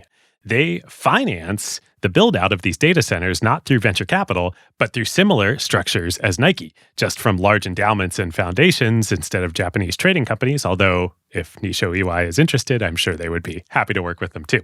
So if you or your company or your portfolio companies have AI workloads that you could use lower cost and more performant infrastructure for, and I'm pretty sure that's everybody listening to this podcast right now, go to crusoecloud.com. That's CRUSOE cloud.com/acquired, or click the link in the show notes. Okay, so Blue Ribbon's in this interesting situation where they've been kicked out of their bank from a lending perspective. They can still keep their money there. They still have the operating accounts, but they can't get any more debt there to finance their inventory, which they need to buy. They need this cash to be able to buy their next round to grow the company. Nisho enters the picture. How does it go from here? So this basically sets off a whole chain of events that would later get prosecuted in court. So Onitsuka, as we said, they are super nervous. They know what this Nisho relationship is going to mean for Blue Ribbon, and it's not good for them. So they start looking around at working with other potential distributors in the US. They assume that Blue Ribbon, one way or another, is going to end their relationship with them here. They also, as kind of a last-ditch effort, make an offer to buy Phil out, to buy Blue Ribbon. And Phil thinks he's being smart here. He stalls. He doesn't say yes. He doesn't say no. He's like, let me talk to Bowerman. Yes. And one thing I was trying to figure out, so in Shoe Dog, it doesn't give a value. Phil just says that his contact at Onitsuka offers to buy 51% of Blue Ribbon and keep him as a minority partner. And from some other sources, what Phil Knight says in interviews is that they offered to buy it for book value. Yes, that's what I read too, which I imagine is like zero. So it's a pretty terrible deal, because what is the book value of a company that 100% of the time has its capital tied up in inventory? Right, it's zero. So it's zero, or most generously, it's the value of the inventory. So in 1971, I believe they did 1.3 million in revenue, which best estimates would be that their cost was something like 600,000-700,000. Right. But they probably turned that inventory several times. So at any given point in time, the inventory is less than that. Right. So it's a terrible deal. It's a takeover. And so Phil Knight's basically just like, I don't want to piss them off by declining, so I'll just say nothing. Right. He knows at this point that he's done with Onitsuka. They're going to go with Nisho, and they're going to set up their own factory relationships and make their own shoes. But he can't just shut off Tiger. It's going to take time to spin this stuff up. He needs the Tiger shoes in the interim, so he stalls. And by the way, this relationship so far has been unbelievably fruitful. They're at the point now where, because of Blue Ribbon, 70% of runners in the US, mind you, runners is not a large category yet, but runners in the US have Onitsuka shoes. Yeah. So this is pretty important. Yeah. So there's a whole bunch of stuff. Phil hires a spy. There's a thing where the Onitsuka management team comes over to visit Blue Ribbon headquarters. Phil steals some documents out of the guy's briefcase. Literally, the guy gets up to go to the bathroom or something, and Phil grabs it out of a folder and photocopies it. Yeah, it's pretty bad. Even worse, Phil is a combination, as we keep saying, of Genghis Khan and like extremely introverted and really naive. He writes a memo to the whole company saying that he's hired a spy at Onitsuka. This is not the kind of stuff that you want coming up in Legal Discovery later. A whole bunch of this stuff happens. They end up in this literal Mexican standoff here where like there's no way out without firing shots, and somebody has to fire a shot first, and it's Phil. Phil shoots first. He's like Han, he shoots first. And I say Mexican standoff too, because A, that is the situation they're in.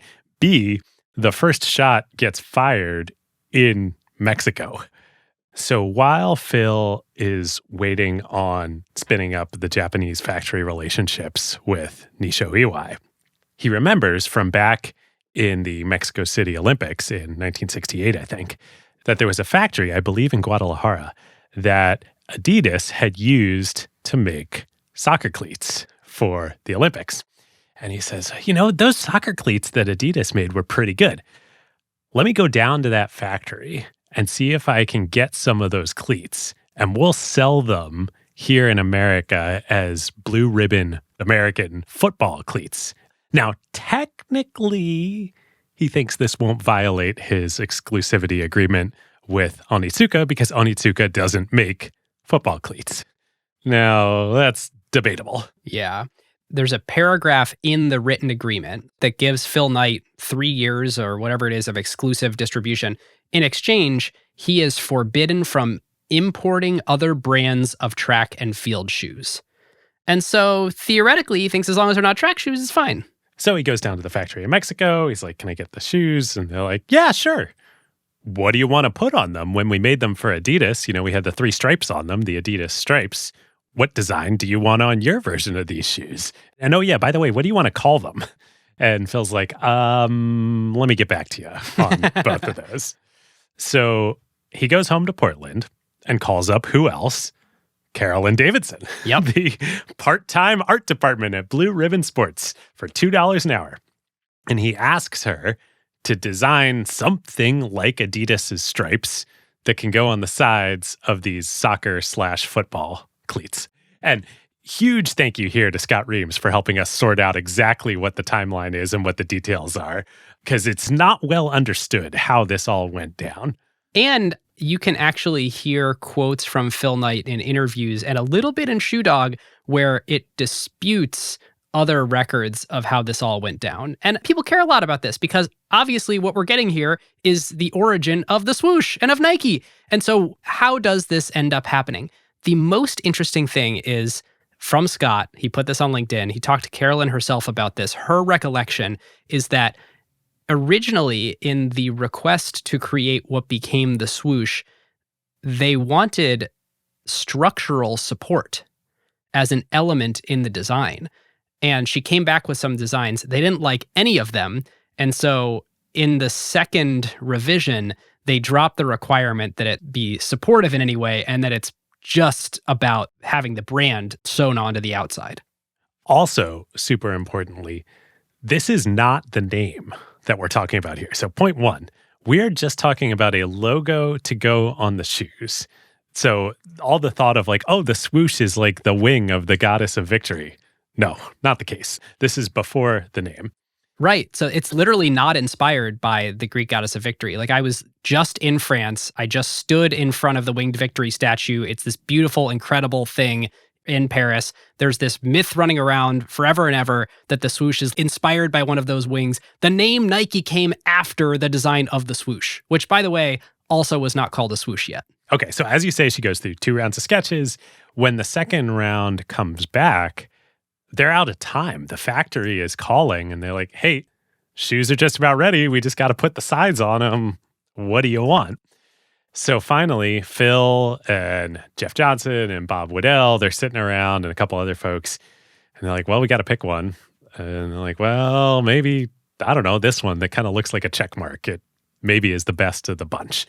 And Phil very famously says the line, I don't love it, but maybe it'll grow on me.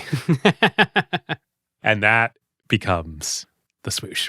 Now, ultimately, they do give Carolyn stock in the company before the IPO, so she makes more than $2 an hour. But for this project, she was paid $35. Which also, she said she spent way more than 17 and a half hours, but it was just kind of coming up with some price to charge. Fun thing about, I did the math on the IPO shares. When Nike went public, they did give her 500 shares. The stock price today is around 110, and it has split 7 times. So 2 to the 7th times $110 a share times her 500 shares is worth $7 million today. Nice. And I heard Phil say somewhere, I think it might have been in the GSB graduation speech, I believe he said that she held the shares. Yes. As late as 2016, 2017, he is on the record saying she has never sold a share. Yeah. Wow. Incredible. Pretty cool. So they send the logo off. So a short while later, factory in Mexico calls them up and is like, all right, shoes are done. We're ready to box them and ship them. What should the model name of these shoes be? Like the Cortez or the Azteca Gold or, whatever they had called them. What's the model name of the shoes? And so back at Nike headquarters, they're all sitting around brainstorming. And this is where all the famous ideas that get thrown out. Phil Knight loves Dimension 6. The other people are throwing out the Bengal, the Falcon, all the naming ideas. The idea is they want to name the model of the shoes, like these cleats. What are the cleats called? They're not coming up with a name for the company. And it's the idea it's going to be the blue ribbon Dimension 6s. Yes. So legend has it, and as best as we can tell, this is actually true. In typical Phil Knight style, he can't make a decision. They're waiting towards the end. It's the same story as happened with the logo all over again. They're batting it around, and then the night before, they need to finally drop dead, give the name of the shoes to the factory. Jeff Johnson comes in and is like, I had a dream last night. Johnson. And in the dream, the name came to me. Nike. And everybody's like, what are you talking about? What are you talking about? And he's like, the winged Greek goddess of victory. These are going to be the Nike football cleats. And everybody's like, all right, well, we like that better than the other stuff. Ship it. But it wasn't that big a deal. Like, it was a big deal, but it wasn't that big a deal. This wasn't intended to be Nike.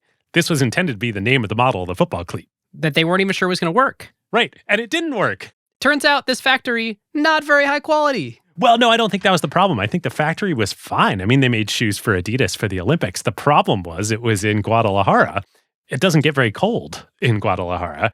So the shoes were great, but in freezing temperatures, they would crack. They'd never been tested in the cold. And, as Americans at least know, many American football games are played in cold temperatures. So they ordered 3,000 pairs. They sold them. Apparently, the Notre Dame football team wore them that year, or at least the quarterback did. Then they would crack in cold weather. So it was a very inauspicious start to Nike and the swoosh here. Yeah, it's kind of amazing that they even continued after that, or that they didn't just give up and say, okay, shoe distribution sounds a lot better than making shoes. Yes. But again, whether it violated the letter of the agreement with Onitsuka or not, ultimately the courts would decide it didn't. But it's game over here. Like, the relationship is done. They have burned the bridge. It's over. Yeah. And this, to me, is a little bit of a thing in Nike's DNA where they are competitive all the way up to the line and then one toe over. Yeah. What's the uber corporate value toe stepping from the Travis era? It's very much that. We are fiercely competitive. And at this point in time, it was to stay alive. So I get it. But for their whole existence, it's like, is there anything we can do that other people aren't doing because they kind of think you can't, but maybe we'll do it anyway and deal with the repercussions? That kind of happens with Nike over and over and over again. And for most of these situations, this one very much included, like this ends up in lawsuits and it's probably a toe over the line. On the other hand, it's also a little bit like Uber in the early days with toe stepping. Like, the alternative was the taxi industry. It's good for the world that they stepped a toe over the line. Like, they didn't do this. There's no Nike. Yep. So with that, Onitsuka pulls out of the relationship. They don't send any more Tigers to Blue Ribbon. Phil signs a deal finally with Nisho Iwai. And the core part of the deal is Nisho will finance all of Blue Ribbon's financing needs henceforth, pretty much at a scale that goes all the way up to the moon. I mean, they're a $100 billion revenue company, certainly way more than any of the Oregon banks could do. And they'll do that at market interest rates. 2, Nisho will help Blue Ribbon set up direct manufacturing relationships in Japan, which they do. And then 3, in exchange for all that, Nisho gets a 4% royalty on every shoe that Blue Ribbon sells, which ultimately ends up being a great relationship. And that's on top of the financing. So they already owe interest on borrowing the money, but now they additionally owe a 4% royalty. Yes, this is sort of like the trading company playbook. And is that just for the inventory they finance or all sales? I believe it's for all sales. Whoa. Does that still exist? I don't know. I doubt if it does in the same way. I know that the relationship with Nisho Iwai continued for like 30, 40 years, like a very long time. If it still does exist today, I'm sure it is not the same terms. But this goes on for a very long period of time. Wow. I mean, at this point in history, to have the house in order with a strong financing partner, there's crazy stuff we didn't even cover. Like he got kicked out of multiple banks. The FBI got involved. They were playing it a little bit too fast and loose where they were using every available penny to buy inventory. And so there would be checks that bounced for payroll and things like that. When these things topple, they topple all at once. And so they had like a day where they got called into the bank and then the bank called the FBI and then they got investigated for fraud. It was an insane few years there. Yeah. Shoe Dog has a lot of great, like, Phil Knight's personal experience going through this, which is, I mean, it's worth the read no matter what, but read it for that. But safe to say this moment here in, 1971? 71, 72. They can kind of take a deep breath and say, well, the business ahead is still really hard because now Onitsuka is going to be working against us. We have to figure out how to design and make shoes ourselves. But at least we have a real financing partner that has struck a deal to work with us. Yep. So once this is all in place, Phil goes over to Japan and works with Nisho, visits lots of factories, ends up meeting the Nippon Rubber Factory. He's touring with lots of folks, and his sort of test of these factories of whether they can be a good partner is he pulls out a Cortez and he asks the factory how long it would take them to make a version of this shoe. So he meets with Nippon Rubber in the morning. They say, let's go out to lunch. Let us borrow the shoe, inspect it a little bit. We'll come back after lunch and we'll have an answer for you. They come back after lunch and there is an almost perfect duplicate of the Cortez sitting there on the conference room table. And Phil's like, hell yeah. This is what I'm talking about. What an amazing way to do business. Because he had met with all these other factories. They were like, yeah, we'll get back to you in a few weeks. And like over lunch, they built one. Amazing. So he is jazzed. He orders all sorts of models. He's like, can you do all the running shoes that we/Tiger were doing before, at least the ones that we and Bowerman designed? They're like, yep, no problem. He's like, can you do tennis shoes, basketball shoes, cleats? He's like, yep, whatever you want. So in a kind of very un-Phil Knight-like peak of confidence here, he says, great, well, I'll just start writing out model names. So he writes out the Wimbledon tennis shoe, the Forest Hill tennis shoe, the Blazer basketball shoe, the Bruin basketball shoe, the Marathon, of course, the Cortez. He's like, great, let's do all of them. And these are Nike franchises that stood the test of time. Many of these shoes are still made. The Blazer for sure. Yep, of course, the Cortez. And they're like, okay, great. And then Phil's like, one more thing. The boxes. Can you make them bright orange? I want them to stand out. And Nippon Rubber's like, you got it, man. Whatever you want. It's awesome. So great. And to this day, they're orange. And by the end of this trip, Phil and Blue Ribbon Sports has a whole new line of athletic shoe models coming out of Japan with a much better relationship, solid financing, and a brand new brand to show it all off. The winged goddess of victory, Nike. Yep. And there's kind of this funny thing where it is still Blue Ribbon Sports.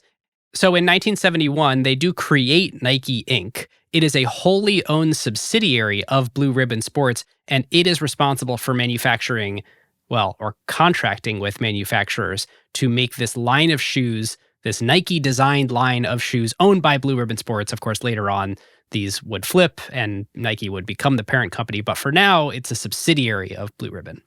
Amazing. So Phil gets home and he tells Bowerman about this. And this is where yet another sporadic but incredible Bowerman stroke of genius comes to play for Blue Ribbon / Nike. Bowerman's jazzed. He's like, great, I never liked the Onitsuka guys that much anyway. But he doesn't really care about that. What he cares about is he's like, wait, so there are factories now? We can tell them exactly what to do? You mean I'm the new chief R&D officer of Blue Ribbon Sports? Let's get to work. So that weekend, supposedly it was the weekend right after Knight told Bowerman about what was happening. He goes home, and over breakfast on Sunday, Bill is sitting there. His wife, Barbara, is making waffles for breakfast. And honest to God, I think, according to Scott, according to everybody, this really happened. Bill is struck with inspiration. And he's like, hey, honey, can I borrow that waffle iron? Borrow. That waffle iron was not coming back. He goes out in the back in his mountain home, and he had a vat of polyurethane sitting there. And he had it because the University of Oregon had just redone their track and made it into a polyurethane track instead of a cinder track. And Bowerman at the time was like, well, this is great. This is the future. The Olympics are going to do this and whatnot.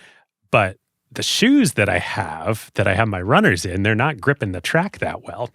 And so he sees the waffle iron. He's like, what if I pour polyurethane into the waffle iron? Which has two problems. Yes, the shape is, you can imagine how that could grip a track well. There's two problems. One, hot polyurethane, super toxic. The man, for many years of his life, because he's been experimenting forever, is like breathing in all these hot, terrible chemicals. He's literally a mad scientist. Yes. And two, pouring hot polyurethane into a waffle iron is going to permanently glue the iron shut. Yes, which is exactly what happens. So apparently the first actual waffle trainer shoe was inspired by this design, but he literally couldn't make one in a traditional waffle iron. Now, according to Scott, in a really you cannot make this stuff up. Everybody thought that original waffle iron was lost to history and was this even true or apocryphal anyway? Years and years later, after Bill had died, I think it was his kids, are going through the estate. No. And out back, because this is up in the mountains. They didn't have real trash service. So they threw the trash in a garbage pile in the back. And they're doing some renovations to the house or something. Somehow, they discover out in the trash heap the glued shut waffle iron. No. And it is in Nike's possession to this day. That is awesome. Isn't that awesome? So where, of course, this is leading is the waffle trainer, which is another one of Bowerman's genius inventions and becomes the first big hit shoe for the new Nike brand. He would eventually, after gluing the first waffle iron shut, then create a mold out of plaster in the waffle iron, pour polyurethane into that, and then make the waffle soles for the shoes. They work incredibly well on artificial surfaces, not just tracks, but also AstroTurf, which is becoming a thing at this point in time. So the University of Oregon football team wears them that year on their new AstroTurf field. It's a huge thing. They beat Oregon State wearing their waffle trainers. This is incredible publicity for Nike. And I think the waffle trainer is starting to be worn outside of track situations. This is the first hint of a lifestyle sneaker. Yes. I forget what the first colorway that they do it in is. Look at you sneakerhead over there, colorway. Yeah, colorway. Eventually, I think it's Phil who's like, oh, we should do this in a blue that'll go well with blue jeans. Ah. Yeah. The canonical old school waffle trainer is blue with a yellow swoosh. And I think a lot of those were sold to be lifestyle shoes going with blue jeans. Which turns into Nike's real business eventually. But the success on the field, on AstroTurf fields, the success in track, that year, so this is 1972, Blue Ribbon's first full year doing sales as Nike purely on their own.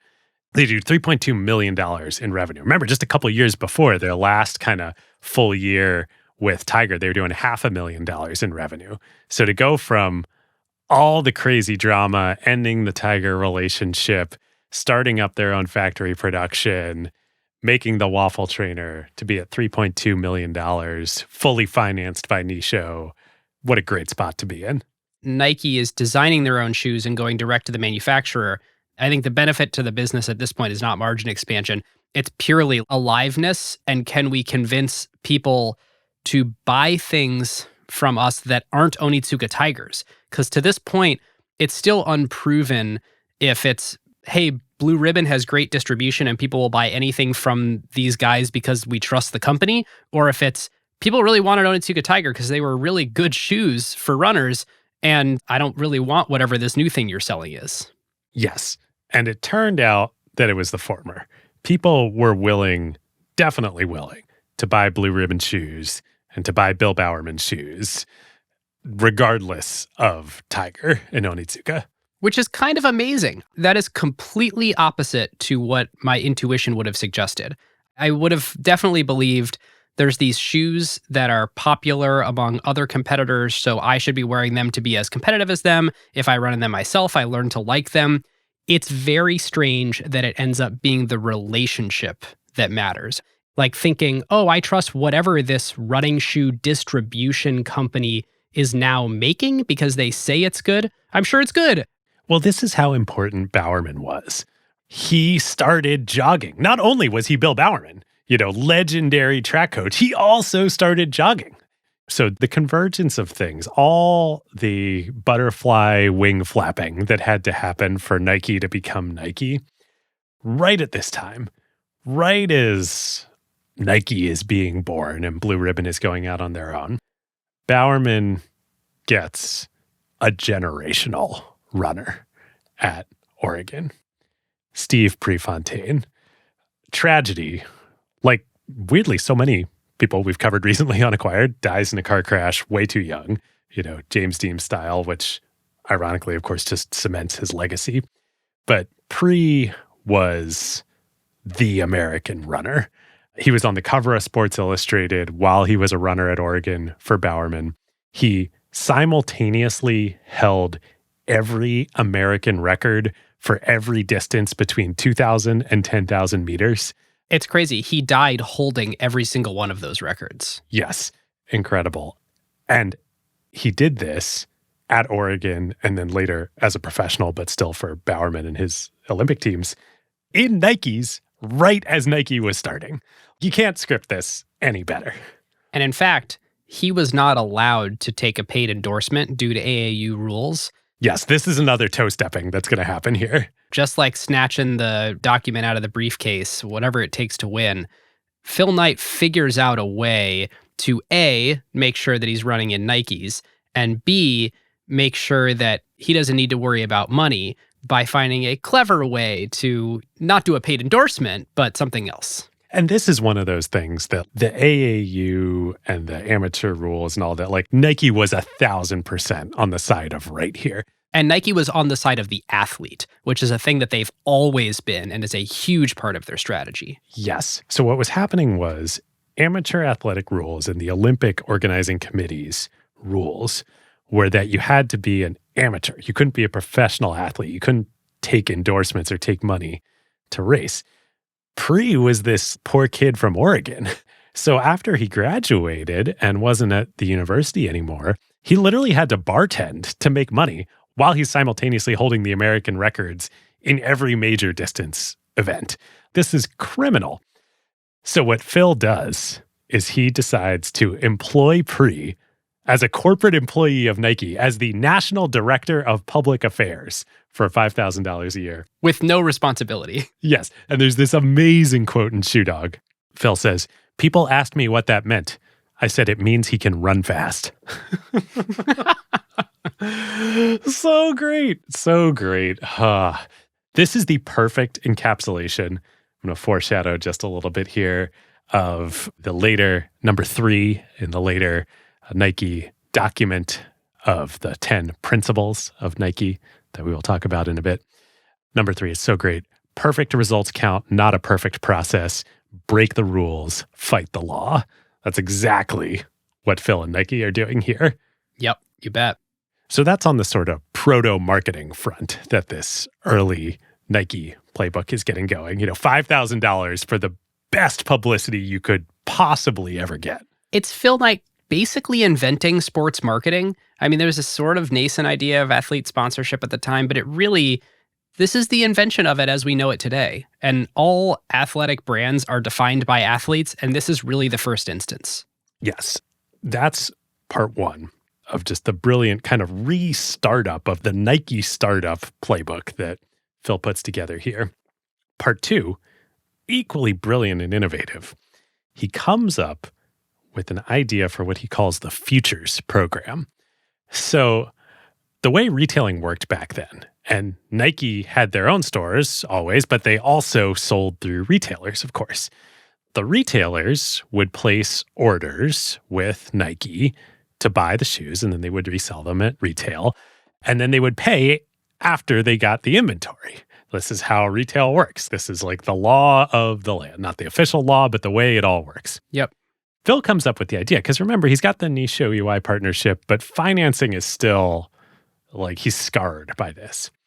So he goes to the retailers and says, if you commit and pay for your orders 6 months in advance, Blue Ribbon will give you a 7% discount. And we're going to call this the Nike Futures Program. So he's essentially moving his financing from banks and Nisho Iwai over to his retail partners, to his customers. And the retailers, of course, tell him to take a hike at first. But then the waffle trainer comes out and they can't make enough of them. And retailers can't get enough of them. And the only way that they can get the waffle trainer sweet, sweet inventory, those delicious waffles that they want, is to sign up for the Futures Program. And this really starts Nike down a path of their distribution strategy being a wholesaler. They sell to retail chains. And for decades, starting here in the early 70s, they are predominantly someone who reaches their customers through an intermediary, through retail. Yes. So that's the second piece. The third piece then is sort of obvious and has happened all along, but now as Nike is making their own shoes, is outsourcing and global outsourcing of manufacturing. So again, Nike isn't making the shoes in their own factories. Now, they did actually buy a factory in New Hampshire along the way, which is a little bit of a detour. Phil sent Jeff Johnson out to buy it and run it. That was more of a stopgap measure while they were transitioning from Tiger. Kind of a hedge, too. It was a hedge, yes. And it was a secret hedge. Again, break the rules, fight the law. They use Nisho's money, which was supposed to be to buy inventory, instead to plow it into CapEx of buying and rehabbing a factory. And then they were secretly operating their own factory with money that was not supposed to be used for that purpose. But again, Nike, break the rules, fight the law. And here they are today, a huge and successful company. I like that. Break the rules, fight the law sounds much more inspiring than toe stepping. So, global outsourcing, though. At first, this, of course, is in Japan with Nippon Rubber. But as we were saying, Japan is coming up in the global economy. And right around this time, Nixon cuts the dollar peg to the yen loose, and the yen starts floating against the dollar. So up until this point, from after World War II until the mid-70s, the yen was pegged to the dollar. Once the currency floats, and the Japanese economy, of course, has come up hugely over these decades, now currency issues become a big problem for Nike in terms of importing from Japan.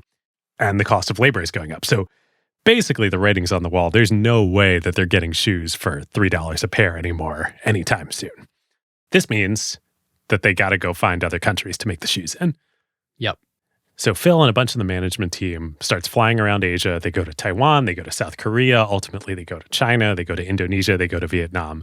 And this is where the Nike global production machine is born.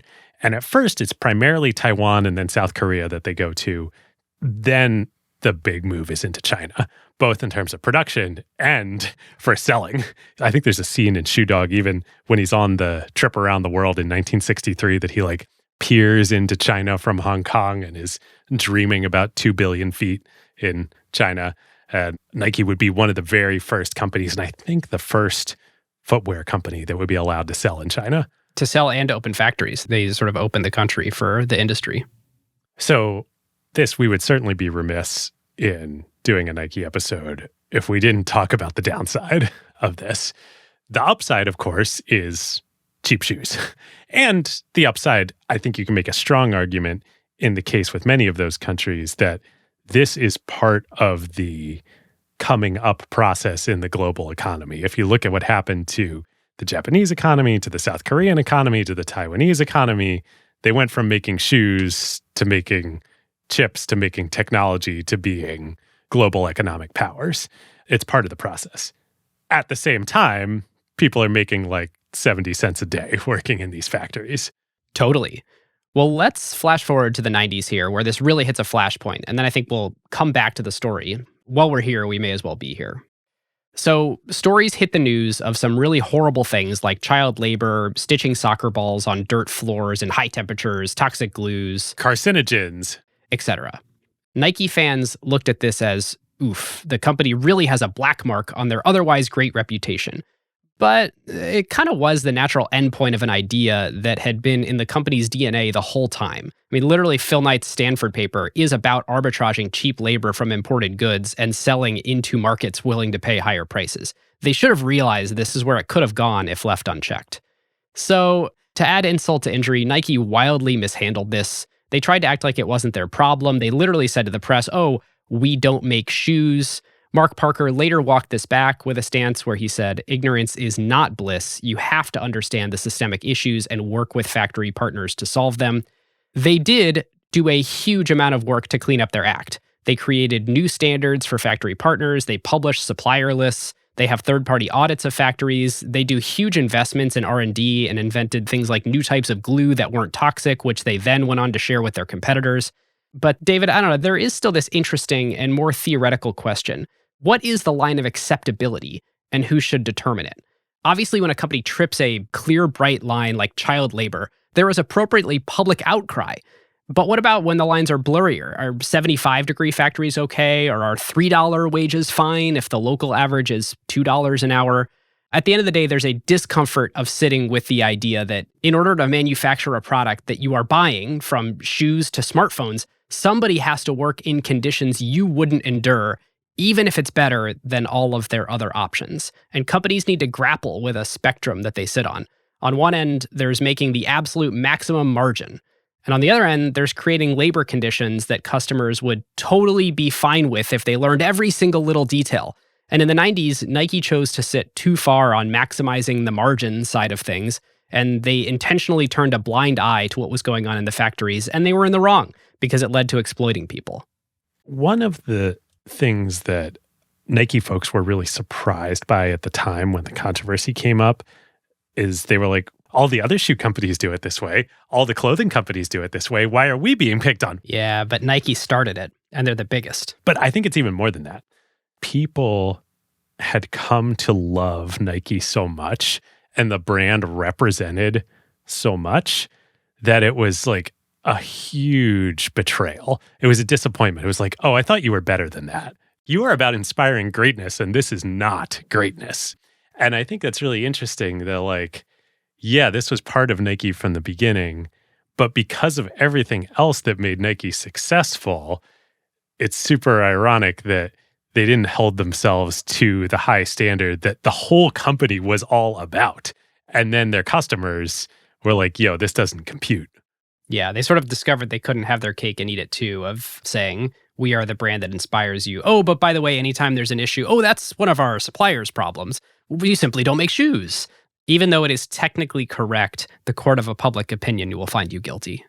So, okay, back to the mid-1970s. In 1974, these pieces of the Nike startup playbook, the inventing sports marketing, basically, sponsoring quote-unquote pre for $5,000, the outsourcing your financing to your retail partners, and then the global outsourcing of manufacturing. All of this combines in 1974 for just an explosive year. I can't remember exactly the phrase, but in Shoe Dog, Phil says something like, the limiters were off. The governors were off. We could run. They do $8 million in revenue in 1974. Which is up almost 100%. They nearly doubled again in 1973 to 1974.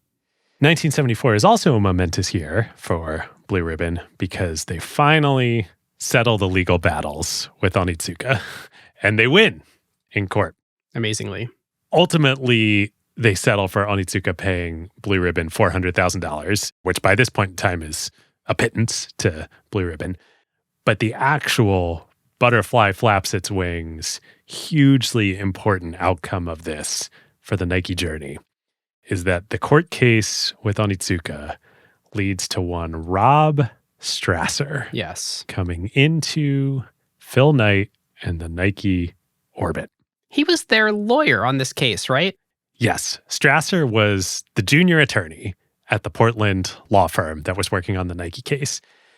And Strasser is just a force. I mean, this guy was not cut out to be a corporate lawyer. He actually comes in after the case is settled to Blue Ribbon as in-house counsel, but then Phil quickly realizes like, oh, this guy is way more valuable to me than as my lawyer. You know, everybody else in Nike at the time, they're all former runners. Most of them ran for Bowerman.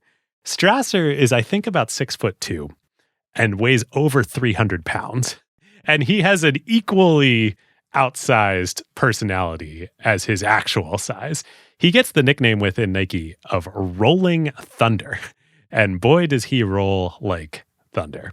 And while he and Phil, of course, did ultimately clash, and there was the terrible betrayal that happened. For a while, they were thick as thieves.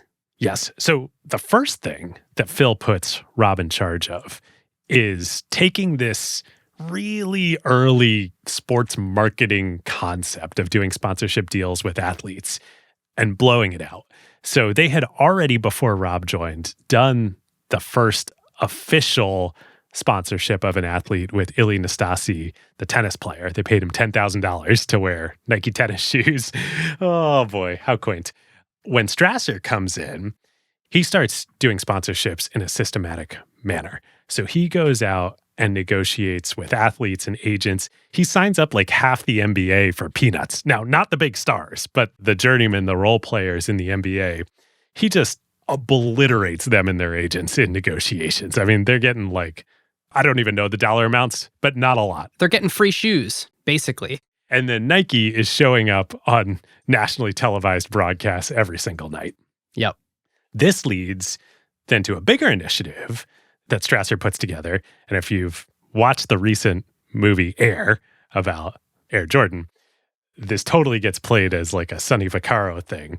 Strasser hires Sonny Vaccaro to come in and build the college basketball program for Nike.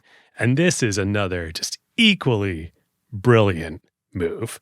So Strasser gets Sonny to go around the country and sign up coaches of the big basketball schools to become Nike coaches. Now, there's nothing preventing the coaches at schools from being consultants, advisors, running Nike clinics. No, you can pay them whatever you want. You can pay them whatever you want, right? And they can tell their teams to do whatever they want. There's no contract between the team and the coach about wearing shoes. But if the coach says, hey, I really like this shoe company, you should wear the shoes on court. What do you think the players are going to do? It's actually a team policy. Yeah, exactly. So within a month of working on this, Strasser and Vaccaro have got UNLV, Georgetown, Texas, Arkansas. They get legendary coach Jimmy V at Iona to sign up to be committed to being Nike coaches and their teams wearing Nike. And this is hilarious. So all this is happening. The Washington Post gets word of this. They run a real pearl clutchy article saying that this is shameful. Nike is commercializing the purity of college athletics. Like, oh my God, give me a break. Like, these kids are being exploited. Like, at least they're getting free shoes here now. In the article, the Post mistakenly says that Iowa is one of the colleges that Nike has signed up, not Iona. So Lute Olson, the coach at Iowa, who's legendary, he goes on and coaches at Arizona. Lots of listeners probably know who Lute Olson is. He's in the Hall of Fame now.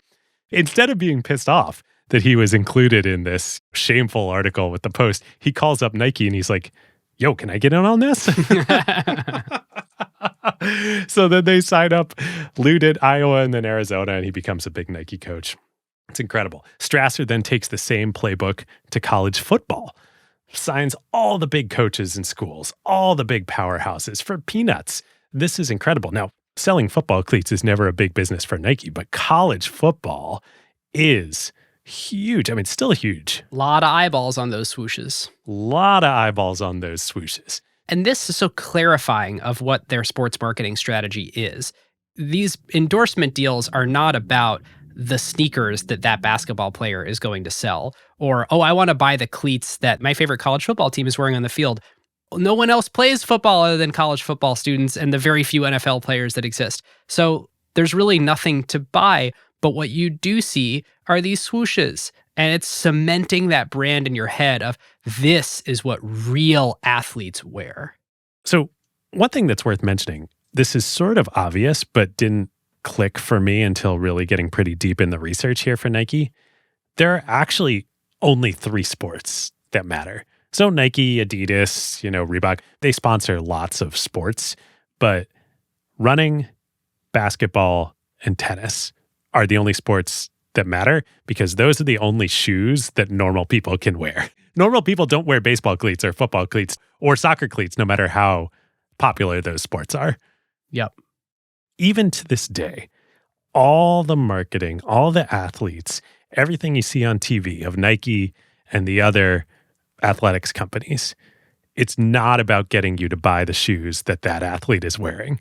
It's about getting you to buy Nike. Right.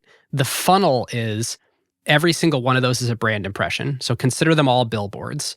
And then they just need to manufacture enough products to meet needs in your life that you can go and participate in the brand story by buying things that you need in your life. And you're inspired to do that because what you saw on those moving billboards on all the players running around.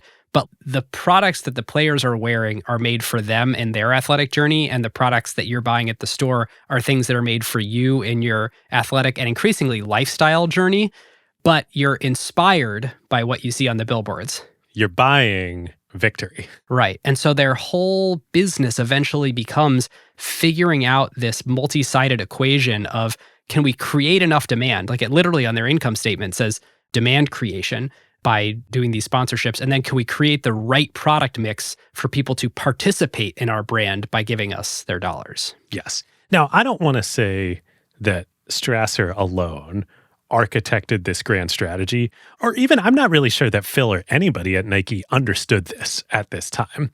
But certainly Strasser executes this in just an incredible way. Nobody else was doing this. The college coaches, they ran the table. And it was just an incredible run in the late 70s. All the while, the jogging movement is just getting bigger and bigger and bigger. Right. Keep in mind, they still only make running shoes. There's no apparel. There's no shoes for other sports, really. There's like some things on the margins, but 90+% of their revenue is running shoes. Yeah. The core sales, what they are marketing is go buy a waffle trainer and wear them with your blue jeans. Yep. So through the late 70s, revenue just doubles year over year over year. They go from 14 million in sales to 29 million in sales to 71 million in sales, finishing out in 1979 with 150 million in sales. Yes. It was 1976 when they officially changed the actual name of the company to Nike. Then 1977 was a huge year. As you said, they do 70 million in revenue that year. They signed John McEnroe. They crossed 1,000 employees, so it's getting to be a real beefy organization. 2 other things. They bring one former NASA engineer and true mad scientist, Frank Rudy, into the fold, the inventor of air sole technology. Which Phil Knight is not a fan of when he hears about the idea. Well, he thinks it's a crazy idea at first. Phil's meeting with Rudy. He's like, I don't even know how Rudy got into my office. Who is this crazy dude? He's about to kick him out, and then Rudy's like, yeah, Adidas didn't want it either. And Phil's like, oh, you said the A word. All right, let me try it. So supposedly Phil goes for a run in the prototypes of the Air soles, and he's like, yeah, actually, these are pretty great. And we should say, for anybody who doesn't know, everything that you hear of now, the Air Max, the Air Jordan, the Air Force One, it is a literal airbag. Actually, it's a nitrogen bag that sits in the midsole. So think about the thing between the lower sole, the rubber on the bottom, and inside of the insole, basically the part of the shoe that you can't get to that's underneath your heel. And sometimes that runs all the way across, all the way up to the toe, that replaces foam cushioning, instead using a little airbag that magically doesn't pop. Yeah, I mean, Rudy really was a genius. So Phil's like, all right, let's do it. He tasks who else? Rob Strasser with going and doing a deal with Rudy. They do a deal. Rudy gets between 10 to 20 cent royalty for each pair of Air sole technology shoes that Nike sells. Eventually, Nike would just buy Rudy's company and Rudy would become an employee of Nike. So still here in 1977, Strasser's just on fire. I don't know the full context around this. Scott Reams has a great LinkedIn post, but as best as we can tell, Ben, as you said, the company was growing hugely. There are all these new employees there who are just kind of taken for granted that Nike is winning. Strasser gets kind of pissed off one day, and he goes to his typewriter, and he fires off a memo. He copies this memo, and pastes it up on the walls all around the office of Nike. 10 principles. And this document is just amazing. We've tweeted it before. It's going around the internet. Yeah. It's going around the internet, but it's going around the internet described in the following way. Here is the document that Phil Knight wrote articulating Nike's principles. Here are the things that are wrong with that statement. 1, Phil Knight did not write it. Rob Strasser did.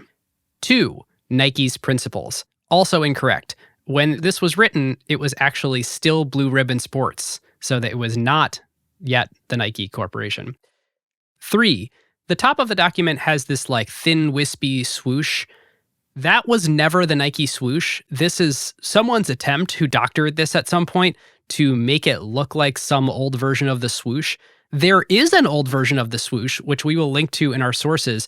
It is still in the USPTO for the swoosh trademark.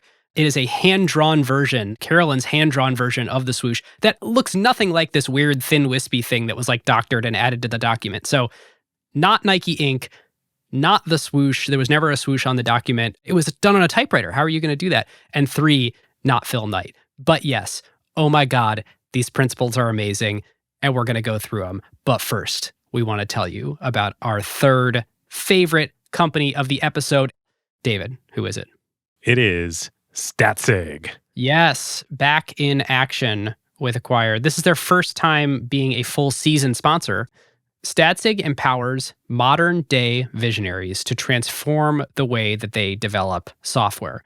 The highest performing product teams run multiple experiments every day. If you're at a company that uses Statsig and is sort of versed in modern product development principles, you know this. Statsig provides all the tools that you need to build, measure, and learn faster as a product organization. They integrate feature flags. They have an unbelievably powerful proprietary stats engine, and they have robust analytics. They make it so that you can 10x your experimentation velocity at your company while providing near real-time visibility into how these features actually impact your business metrics. Yeah, it's been so fun to watch Statsig's growth, even just over the last couple months. The market was clearly hungry. Most companies today are working with expensive, clunky, and disjointed point solutions or under-resourced with internal product experimentation tools. Statsig works with large enterprises. They have a startup program. They're powering some of the hottest and fastest growing brands in AI as well. One quote I particularly love, this is from a data scientist at one of their customers. We're operating like a large experimentation organization at an enterprise tech company, organizing, tracking, and analyzing multiple experiments, providing intuitive visualizations that even enable non-technical users to make informed business decisions. What's really cool is that the company that this data scientist is from, Black Crow, which is an AI startup, is running Statsig natively in their Snowflake data warehouse. We talked on our ACQ2 episode with Kamakshi from Samuha about bringing compute into data warehouses like Snowflake, and this is a great example of that happening here with Statsig. Yep. Acquired community members can take advantage of a special offer, including 5 million free events per month, including white glove onboarding experience and migration support. So you can visit statsig.com/acquired to learn more and 10x your product experimentation velocity. Oh, and one more thing. David and I are going to be doing an event with StatSig live in San Francisco, a product growth forum. Honestly, it's going to be an amazing speaker lineup. The chief product officer from Brex, the chief marketing officer from Instacart, and the CTO of Figma are all going to be there. Vijay Raji, the CEO and founder of StatSig, who many of you know well at this point from our ACQ2 episode with him, also going to be there. And it should be pretty great. So if you want to hang out with David and I, August 10th in San Francisco, you can click the link in the show notes to register. It is selling out fast, so make sure to grab a spot. We'd love to see you at the StatSig event. Okay, David, what are these principles? All right. Nike principles, according to Rob Strasser in 1977. 1, our business is change. 2, oh, this is so good. We are on offense all the time. 3, we already alluded to, perfect results count, not a perfect process. Break the rules, fight the law. 4, this is as much about battle as about business. 5, assume nothing. Make sure people keep their promises. Push yourselves, push others, stretch the possible. 6, live off the land. 7, your job isn't done until the job is done. 8, dangers, with a underline as a heading. Bureaucracy, personal ambition, energy takers versus energy givers, knowing our weaknesses, don't get too many things on the platter. 9, it won't be pretty. And then 10, if we do the right things, we'll make money damn near automatic. It's so good. It's so good. That last one is so spot on for any business through to this day. It's so easy to get wrapped up on all the other crap. You do the right things, you make product that customers love, you market it right, you build a brand, you will make money damn near automatic. So I read these differently than I used to read them. Because when I didn't know Nike's journey, I sort of would just read them and be like, yeah, that's awesome. Or like, wow, that's so pithy. I can't believe their official corporate values are in such a pithy way. No, this is stream of consciousness, all from Rob Strasser, all into the typewriter. And like some of them are things that Nike would never say today because it shows the trade-offs inherent in their business. I mean, live off the land is cringeworthy, right? It's almost like, you guys, you had this huge labor issue. It's not good. So you sort of see where some of this stuff comes from. Break the rules, fight the law.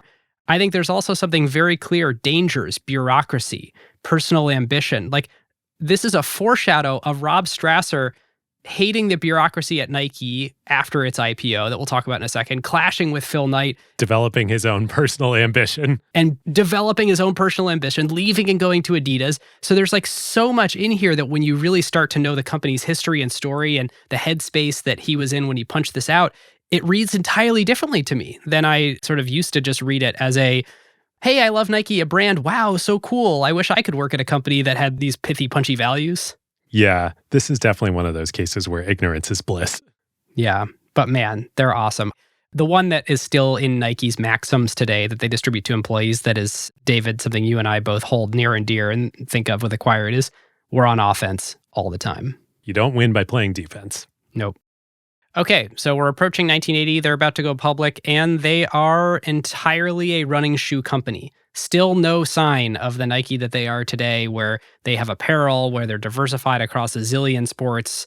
And from their revenue, they're basically a running shoe company that makes shoes for men. That is where their revenue comes from. So Nike IPOs the second week of December in 1980, the same week as Apple. Unbelievable. It's amazing.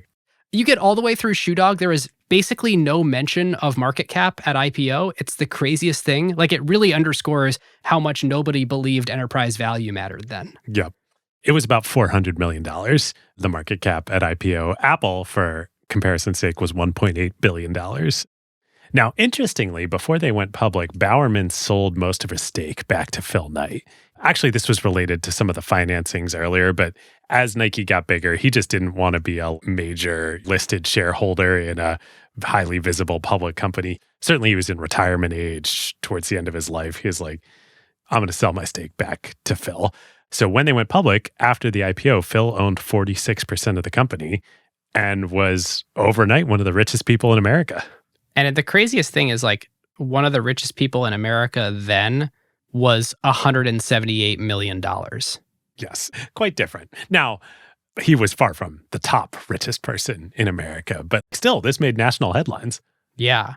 So this is where Shoe Dog ends, which is kind of crazy. I had forgotten this before I went back and reread it. There's no Jordan. There's no huge fall from grace that is about to happen for Nike, basically right after they go public. Phil picked an interesting time to end the story. Very much so, especially because right after they go public, Phil goes on sabbatical for a year. It's sort of like, the job's done. Wash my hands of it. Ben, the job's not done until the job is done. There you go. But like the whole company, there was a lot of hubris going on. They're on top. We own the running shoe market. We've been in this magical, secular, growing trend forever. And it's just surely going to continue, right? And the fitness boom continues, but running is not exactly the thing that keeps carrying. I mean, they have 50% market share in running shoes at this point in America. And yet their growth in the future is going to be dictated by where they go from there, because it's really hard to have more than, 50% market share in an industry like this. Early Nike did so many things right, but they made one critical mistake. They mistook the running and the jogging boom for the broader fitness boom. The broader fitness boom was a massive secular trend that continues through to this day. The running boom was a cyclical trend that was part of the fad-driven fitness cycle. And by the early 80s, as we're heading into everything that the 80s was and that the 70s were not, running and jogging is out and aerobics are in. And Nike absolutely refused to see that and refused to do aerobics like on principle. It's fascinating. I mean, in 1980, Reebok USA is founded, and by 1988, Reebok eclipses Nike in sales. Yes, at well over $1 billion. And it's not like Nike fell out of favor in running, and it's not like people who were running stopped running, but Nike had ridden the running boom at this insane growth rate of running. And even if running continued, its growth rate was going to massively taper off and they were going to stop growing their market share. So like they really did need to look elsewhere. And I think it was pure hubris that blinded them from finding their next market. So Reebok, funny, originally a British company, started as Foster and Sons. They were the company that made the track shoes for the 1924 British Olympic team that was the basis for the movie Chariots of Fire. Ah. The Reebok we all know, well, not today, but back then, is a completely different animal. It's a marketing-driven company started by a guy named Paul Fireman, who is American. And pretty quickly, they developed a business plan to cash in on the aerobics fad, and they made a shoe that, in Nike's principled opinion, sucked. But it went really great with leg warmers, It was all white. It had soft leather that wrinkled. It looked good. Women loved it. It was everything that Nike was not. And their rise, like you said, Ben, was even steeper and faster than Nike's. Ironically, Reebok would end up much later getting acquired by Adidas and then spun back out to private equity recently. Wow. So financially, they're sitting pretty. They've just raised $22 million in the IPO, which then was a lot of money. They basically wouldn't need any more money after that. They raised one smaller pipe later in their history, but the company was basically built on debt financing and this $22 million in the bank from IPO. And you can see how they got fat and lazy. Their whole life, they were starved for capital. Finally, they had it. Their whole life, they were the underdog. They're not the underdog. They've got half the running market and this dominant brand where they just steamrolled the competition to get into all these sports deals. But right at the same time as the aerobics boom is coming up, Adidas is becoming a very real competitor in the sports marketing deals too. And so Nike is kind of realizing like, ooh, we are not nearly as well capitalized as them. And they're kind of going to come eat our lunch in all these deals where we just figured out that you can pay people and they'll wear your stuff. So our cheap brand advertising is kind of going away. And meanwhile, in our core, like consumer actual reason people buy truckloads of shoes, the fitness market, the swooshing sound you hear is that going to Reebok. Yes. So interestingly, financially, there only are a couple quarters where Nike's revenue declines. I think that's because of the futures program. Kind of saves their skin again. Retailers had to commit 6+ months in advance to their orders. And yeah, Nike was able to at least maintain revenue through a lot of this. But the actual underlying dynamics of the business are ugly at this point in time. The market, like I said, is swooshing away. So that brings us to 1984. Phil Knight actually wrote in the letter to shareholders that year, 1984, like George Orwell predicted, was not a good year for Nike. Everything that we talked about is happening. But 1984 was also the seed of something pretty incredible that would make everything that happened before in Nike look like child's play. And that would be a young kid from North Carolina, Michael Jordan, who walks in the door. This is such a fun time to do the Nike episode because the movie Air just came out, which really is like a fun kind of summer blockbuster movie. Also very, very inaccurate in how it portrays everything. Oh, yeah. No, it's a very fun, campy work of fiction. I mean, it gets the broad point right. Michael Jordan saved Nike. Absolutely. 100%. The characters involved in how it all went down and what the deals were, No. almost all wrong. There's a lot of little dynamics that we can be mad about. Like, it was kind of Strasser's baby to do the deal, not Vaccaro's baby to do the deal. You know, Vaccaro never flew to North Carolina to negotiate at Michael's house with Michael's mother. Like, all of this doesn't actually happen. They weren't going to fire everyone in the basketball division if this didn't work. But again, factual inaccuracies are fine. It's the characters that they messed up that really bothered me. I know I'm doing a review of a movie that maybe not all of you have seen, so spoilers, but like, God, they make Phil Knight just not at all who Phil Knight is. They make him out to be kind of a rube, and after watching every interview he's ever given and reading all this stuff about him, and I just don't think that the Ben Affleck character is anything like Phil Knight. Anyway, Air is entertaining. Here's the real story. The big important thing from Michael Jordan, the Air Jordan 1, and then everything it became in the Jordan brand is that it didn't just save Nike. It changed the world. That's a super campy thing to say, but it is 100% true. If you walk down any street, pretty much anywhere in the world today, or you go into any event, building, venue, whatever, and you look at what people are wearing, they are wearing sneakers.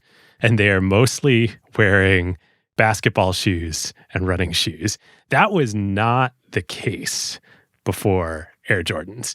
Air Jordans and Michael Jordan made sneakers into culture. So Nike takes a chance. There's a kid out of North Carolina. He's picked third in the draft. He's really good. He just took the game-winning shot to win the NCAA Final Four. But, you know, he's not LeBron in high school. Yeah, he was picked third. Right.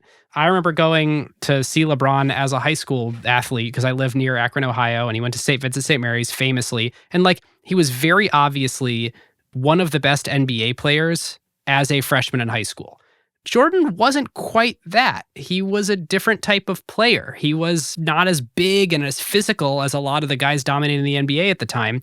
And so doing a big deal with Jordan really was more of a gamble for Nike than they would do with really any athlete today. All right, so let's talk about what that deal was and why it was so different.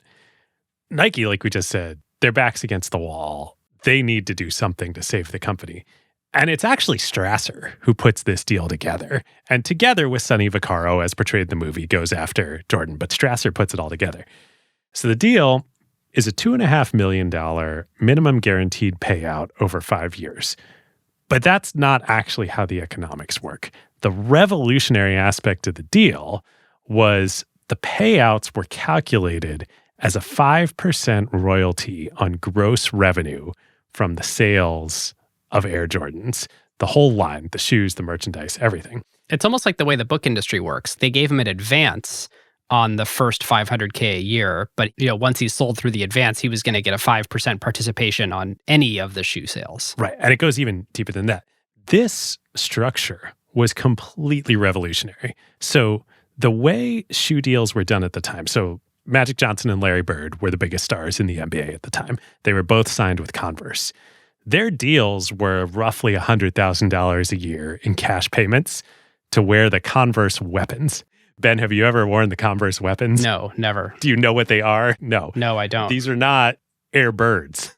They weren't signature shoes. Nike says, we are going to make you a signature shoe, and then you are going to participate in the upside from that. They did that intentionally. It wasn't Jordan who asked for that. Nike wanted it that way. They thought, we need to incentivize Jordan to build the dream here. We need to tie this all together. And it's brilliant counter positioning because all their competitors basically couldn't do it. Converse has too many stars to go all around signing these, you get some of the upside deals. Like Nike had freaking nothing to lose. Of course, they could give away some of the upside. If Converse is going to do this or Adidas is going to do this, they actually do have quite a bit to lose by giving away upside. Of course, Nike, turns out, it was a big paycheck that they cut Jordan for years and years and years. But Nike was truly doing something here that their competitors could not. And it was smart to figure out what are the things that by being small and cash constrained and underpenetrated in the NBA, what strengths do we have? Right. It goes even further. Also in the deal, the previous year, Nike had sold 400,000 pairs of Nike basketball shoes. They include a clause that Jordan gets a royalty on incremental sales in future years beyond the baseline of everything in the Nike basketball line. I did not realize that. This is how it works. We alluded to this earlier in the episode. It's the halo effect. Yes, the Jordans are important, and we'll talk all about the Air Jordan 1s in a second here, but it's not about the Jordans. It's about the swoosh, and it's about the halo effect and the lifting up of the whole company's sales. I had no idea that Jordan got a royalty of non-Jordan shoes. He did. And this would eventually morph into the Jordan brand and the Jordan line and Zion Williams and Jason Tatum. And like, they are Jordan athletes. This is part of it. So Nike also guarantees a minimum ad spend to promote the Jordan line. They're all in here. They also give Jordan stock options in the company. This is a hell of a deal. And it's smart for Nike. So there's something kind of interesting here, which is I was trying to figure out if I would describe this as a partnership. David, you and I are partners in Acquired. We together benefit from the upside and the downside. That is what makes a partnership. Is this a partnership? Is there any scenario where Jordan has any downside, or is all of the downside owned by Nike? No, it's all owned by Nike because there's the minimum guaranteed payment. Right. For $2.5 million over 5 years. That seems like a pittance today. But that was huge. Nobody else was getting that kind of money. So here's the thing, and this was chronicled in the movie. This is absolutely true. Jordan didn't want to work with Nike. Nike was for the second-rate pro players. Jordan wanted Adidas. Jordan was a kid in the 80s, like a teenager. To the extent that sneakers had started to transcend into culture, it was Adidas. Hip-hop, breakdancing, tracksuits, shell toes, that was Adidas. That was what Jordan wanted. And so to put a finer point on this here, Jordan didn't want to be Nike's partner, so he basically wasn't, and they backed up the truck for him. And some of that truck was in variable comp, and some of that truck was in cash. But make no mistake, that is what this is Nike having no leverage, Jordan having all the leverage, and getting a landmark, unbelievable deal, still to this day unmatched in terms of the amount of dollar outflows that has gone to an athlete because of it. Yeah. So Jordan actually takes the deal and shops it to Adidas afterwards. And he's like, I really don't want to go with Nike. Like, I really want to be with Adidas. You don't have to match this. Can you just come anywhere in the ballpark close? And Adidas is like, we could give you $100,000 a year, and so reluctantly Jordan goes with Nike. But you're so right, and it's so important. It sets up the incentives. Even though Jordan has no downside, he's like, well, Jordan also is on offense all the time. This is a guy who plays to win. So you give him the incentives, he and Phil Knight are going to get along real well. So here's what happens. In that first year, the Air Jordan 1s, this is going to be very incredible. Some of you know this. Some of you are going to listen to this. You're going to be blown away. Hang on, because there is a second part to this story that is not what you expect.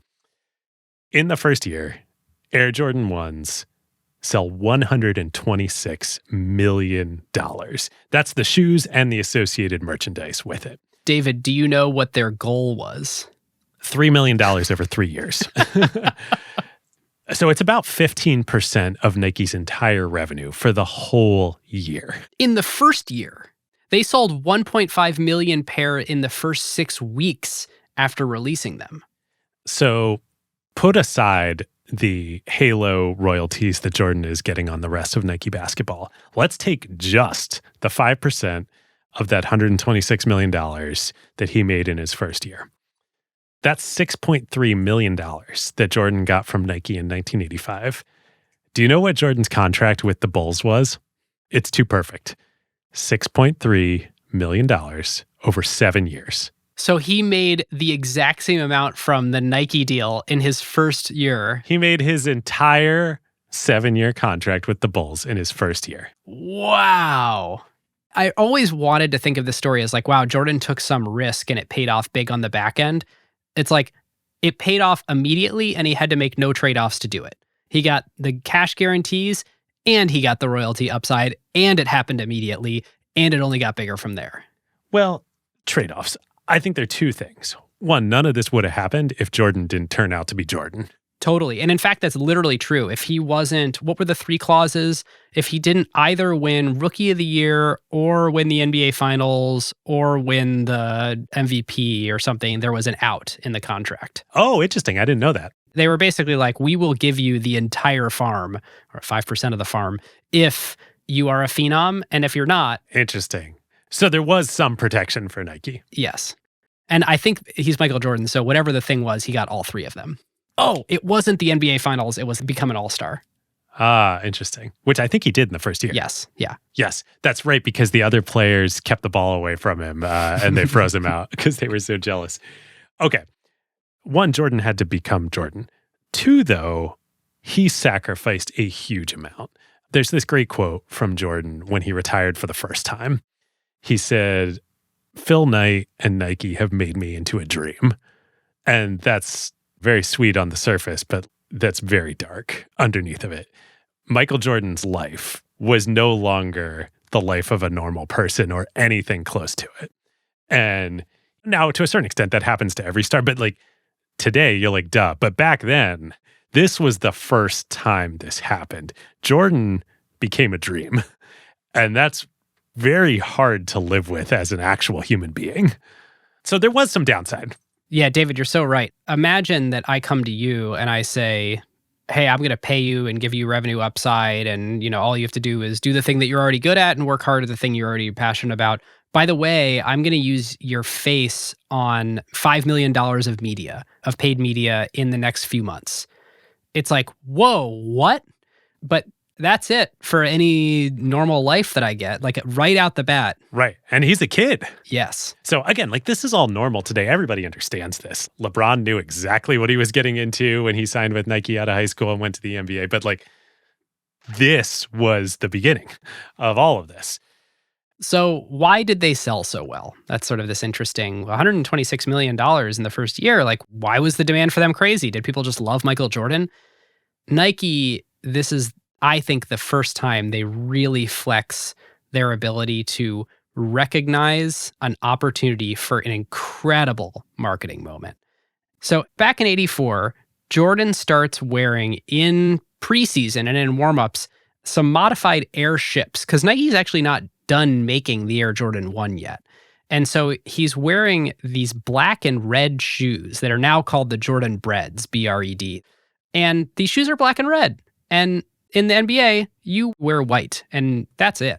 And so Jordan's getting ready to play in the league with these black and red shoes, which again, he hasn't actually worn on court. And to this day, no one can find footage of him wearing the black and red precursor to the Air Jordan 1, these modified airships, on the court. So we're not actually sure that it happened. Right, because it takes a while to actually make a new shoe. So the Air Jordan 1 is still in production. Right. But this black and red catches the league's attention. David Stern says, hey, you can't wear those. We're going to fine you if you do. In fact, this results in literally writing a letter that doesn't state the dollar amount, but does say, hey, it's against league policy to wear the black and red shoes. It doesn't mention the Air Jordan. It doesn't mention the Air Jordan 1. It just says those black and red shoes. And this gives Nike this incredible opportunity to make a marketing moment out of it. Now, it would have actually been very expensive because the way that the fine worked technically, after you dig into it for a while, is $1,000 for the first infraction, $5,000 for the second infraction. It may have even been the case that it was $10,000 for the third. Over an 82-game season and facing possible ejection, it's a big tab for Nike and it's a big problem for Jordan. And before he could even wear these black and red shoes in a game or have the opportunity to, they switched. The Air Jordan 1, they made white and red. The one that is iconic that you can go buy and then they make all the remakes out of. The AJ1 is not the bread. And the bread is the thing that kicked up the big issue. Anyway, so Jordan, they just film him in this incredible commercial where he's just standing there and the camera pans down from his head to his feet where he's wearing the black and red and it just goes bong, bong and puts these black bars over the shoes. And they make a whole big deal out of the fact that these shoes are so great, they are banned in the NBA and you can go buy them at your local retailer. And people go nuts. So great. Such a good story. And the coda to all this is, even after reading all these books and watching all these videos and these interviews, I actually don't know what dollars ever changed hands. Some people said it was $5,000 times an 82-game season. Some people said it was $1,000 ever and then nothing after that. I have even heard that no dollars ever exchanged between Nike and the NBA or Nike and Michael Jordan because the fine was never levied. It was a threat that then Nike made the Air Jordan 1s before anything could be enforced. If anybody knows, please join the Slack and shoot us a DM or put it in the general channel. I'm very curious. The thing that's so great, though, Nike, right? Like, it doesn't matter. It's the story. It's the dream. Like, it doesn't matter. Right. They just put it in a freaking Hollywood movie that it was 5,000 times 82 games, and that's all anybody's going to remember. Oh, man. Okay, so I mentioned a minute ago about the other side of the Air Jordan 1 story. It's not the dark side of Michael Jordan's fame. I think this is crazy. I don't think anybody really knows this. Nike sold $126 million worth of Air Jordan 1 shoes and merchandise in the first year. Fact. Another fact that gets put out there is that Nike sold $150 million of Air Jordan shoes and merchandise during the first 3 years. Now, if you look at that, you're like, wait a minute. Huh. What happened? Something bad happened in years 2 and 3. Yes. And indeed, something bad did happen in years 2 and 3 and in year 1. Nike needed that first year of the Jordan deal to be a huge hit. So they stuffed the channel. They pushed so much product on retailers and through the futures program and whatnot that's how they hit the $126 million in sales. There wasn't actually $126 million of demand for Jordan products that year. So good commercial, but not $126 million of demand commercial. I mean, there probably was, I'm making this up, 50, 70, $100 million of demand, like unprecedented for any shoe in history for a single year. But Nike also effectively took some steroids on this one. Yep. That turned into a huge problem because the retailers and the buying public had a huge hangover the next year in year 2 that was compounded by 2 issues. One, Jordan broke his foot early in the season of his second year, missed most of the season. 2, the Air Jordan 2s sucked. There's kind of no other way to put it. This was where Strasser, who again had masterminded all of this, the Jordan deal, the Jordan 1s, working with his collaborator Peter Moore, all this stuff, they kind of went rogue. The Air Jordan 2s cost $100. The Air Jordan 1s cost $65. The Air Jordan 2s were made in Italy out of premium Italian leather. This doesn't sound like the Nike playbook. This also doesn't sound like a good basketball shoe. Do you want to play basketball in Gucci leather? Probably not. Jordan didn't like the shoes. They were not good to play basketball in. They were super stiff. They were hard to break in. They didn't fit his style right. So A, he wasn't playing. B, he wasn't incentivized to push them. I mean, he was economically incentivized, but he didn't like the shoe. It all kind of fell apart. On top of that, as this is all happening, Strasser, and more too along with him, but really Strasser is becoming increasingly rogue within Nike. He breaks away. He starts a new division in a separate office complex from the rest of the company called the New Products Division. Dude, this is like very Steve Jobs, Macintosh. 100%. I mean, literally, like the parallels here, unfortunately, comes to a tragic end. He sets up his new campus, new division, away from Knight, away from the rest of the company. He mandates that all new product launches have to go through him and this new group, and that they're going to take control and streamline the process. And the Jordan 2s come out of this. Obviously, it's not a very good shoe. This becomes a big problem. Obviously, there's only one way that this is going to end. Either Strasser is going to become CEO of Nike, or Strasser is going to leave Nike. Yep. And Strasser ain't going to become CEO of Nike because, one, Phil Knight is CEO of Nike. Two, Nike has a dual class voting structure. Phil Knight controls all the high vote shares and he controls the board. So really, this is the end for Strasser. They get in a huge fight in 1987. Strasser leaves the company. He goes off and takes Moore with him, Peter Moore, and they start a consulting firm in Portland called Sports Incorporated. All of which is fine. And you could imagine a future where one day Knight and Strasser might reconcile and they could be friends again and say, wow, Rob, you've had such, incredible part of the Nike journey, contribution to everything. We can bury the hatchet. Well, Sports Incorporated takes on as one of their major clients, Adidas. And eventually their only client. And then eventually Adidas buys the company, moves their North American headquarters to Portland, Oregon, and makes Strasser the CEO of Adidas America. Oof. And then incredibly tragically, this is just terrible. 8 months into the job, Strasser has a massive heart attack and dies, I believe, at age 46. Oh, it's just terrible. Yeah. But the betrayal that this engenders, it's irreversible. Ben, you talked about earlier the Nike culture. There's a quote from Jeff Johnson, Blue Ribbon employee number 1, who I think had already left the company at this point.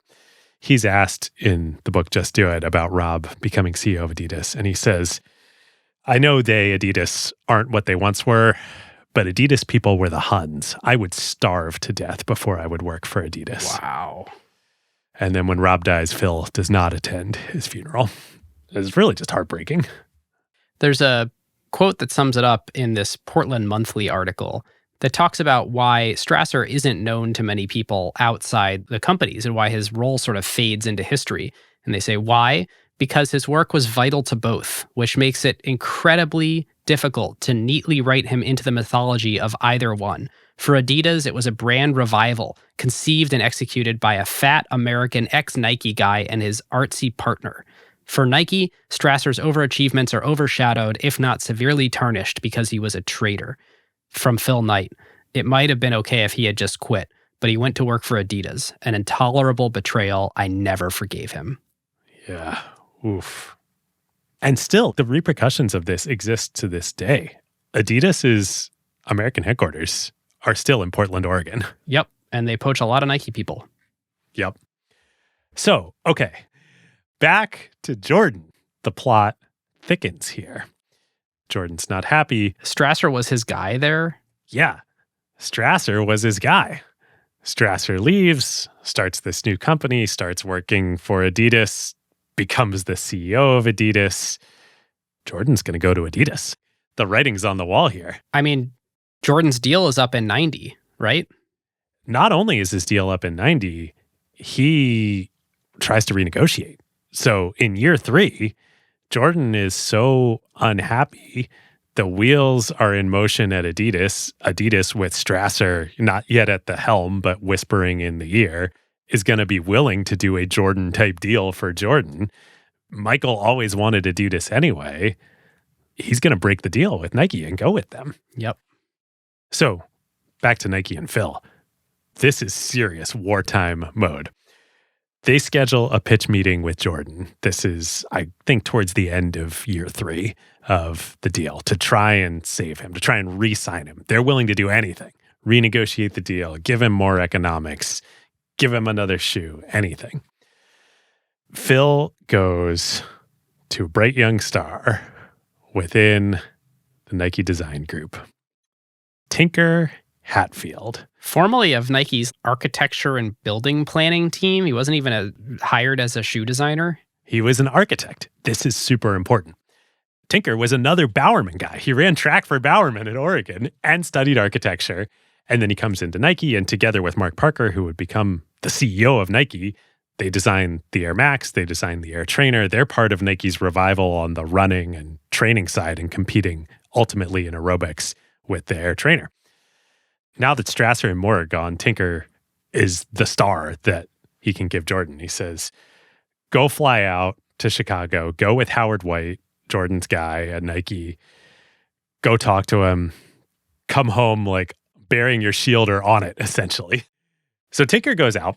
And remember, he's trained as an architect and then became a shoe designer. What do architects do when they meet with their clients? They ask them questions. They say, what do you want? What are your specifications? Tinker sits down with Jordan and he's like, tell me what you don't like about the Jordan 2. They're too tough to break in. Okay, cool. What else is wrong with them? They're high tops. That's too much weight. I'm Michael Jordan. I need lightness on my feet. I want to fly. I don't want the extra weight. Okay, cool. In an ideal world, Michael, what shoe would you want? What would it look like? And Michael's like, well, I want a great basketball shoe that will also look great off the court, but it needs to be both. It can't be like the Jordan 2 that looked great off the court, maybe, but sucked as a basketball shoe. Tinker's like, okay, noted. So he goes back to Nike, works feverishly. Jordan comes in for this last-ditch pitch meeting. He shows up 4 hours late. Phil starts the meeting and it's like, oh boy, here we go. Tinker, like an architect, has the shoe under a black cloth on the table, just like Steve Jobs in the keynotes many years later. Phil hands the meeting over to Tinker, and he's like, Michael, I took notes on our conversation. Here is the Jordan 3. And he pulls the shroud off and hands the shoe to Jordan. And he's like, it's the shoe you asked for. He goes right down the checklist. Soft leather that doesn't need to be broken in. You can wear a new pair in every single game. Mid-cut height. Not a high top, not a low top. The support you need without the weight of a high top. Elephant print leather for style off the court that won't detract from performance on the court. And then the pièce de résistance, no swoosh. There's a little swoosh on the back tab. The main logo is the Jordan Jumpman logo on the tongue. The Jumpman logo did exist beforehand. Peter Moore had actually designed it, but it was never in the prime position. It was always the swoosh and then the Jumpman. That's like heretical at Nike at this point to not have the swoosh be the main character. But Michael Jordan didn't really want to be at Nike, so the only way to keep him is to kind of hide the swoosh. It's kind of like harkening back to the beginning of like Phil Knight could have had 100% of Blue Ribbon Sports, or he could have had 51% of Bill Bowerman's Blue Ribbon Sports. Yeah. It's pretty crazy because the whole point of these deals is to get swoosh impressions. And they were willing to say, we think it's going to be profitable enough in the long run to be in business with you that we will not put the swoosh on the side of these shoes. And they were extremely right to do that. Indeed. So as part of that, they renegotiate the deal. Jordan agrees to stay with Nike. The Jordan brand becomes its own subsegment within Nike. Its own shoes, its own clothes, its own colors, its own logo, its own advertising, all managed standalone. And then ultimately, this would take several years, but it would become Zion Williamson wears Jordans. Jason Tatum wears Jordans. The University of Michigan, for some reason, is Jordan, not Nike, as their official uniform supplier. UNC is Jordans. And so, do you know what changed in that renegotiation? Yes. So they extend the deal for 7 more years. I believe at the same 5% royalty on gross sales, but there's the new massive further commitment to making the Jordan sub-brand much more of its own brand. And they up the total guarantee to at least $18 million. So from 2.5 to 18 in 3 years. Wow. Ultimately, just like the 2.5, that's meaningless because Jordan brand sales go back up in 88, 89, 90, on and on and on. 200 million, 300 million, 400 million, 500 million in sales. This is when they do the Spike and Mike ads with Spike Lee. It's got to be the shoes. And Wyden Kennedy, got to be the shoes. Jordan earns over the course of this contract easily at least $100 million. Easily. Over the 7-year. Yeah, it's just dwarfing what he's earning from the NBA. In his total career from basketball contracts, he made something like $90 million. So, I mean, you even said it in that first year, just from the get-go, his Nike earnings were way outpacing his NBA earnings. Yep. Now, interestingly, at retail, again, back to this halo strategy, the Jordan 3s and then all Jordans subsequently, really, this is when they become the luxury brand. The Jordans are Nike's Louis Vuitton trunk. Yeah, they make a lot of revenue from them. Yeah, they sell a lot of them. But you know what? It also helps them sell a lot of wallets. Yeah. So the Jordan 3 is priced at like $200 or something? $100. But this is 1988, 1989. Right. Okay. That makes sense. All right. So you mentioned how much he made at the end of that 7-year contract. There's something mind-blowing going on today in 2023 with the Jordan brand, and I don't think people quite have a handle on what has happened in the last 3 years. So the Jordan brand is the fastest growing part of Nike. Nike grows like 10% a year. The Jordan brand over the last 3 years keeps growing at like 35%. And it does billions in revenue growing at 35%. So this past year, they just reported FY22, the Jordan brand did $6.6 billion in revenue. Let's assume that the 5% figure is still accurate enough. It's accurate-ish.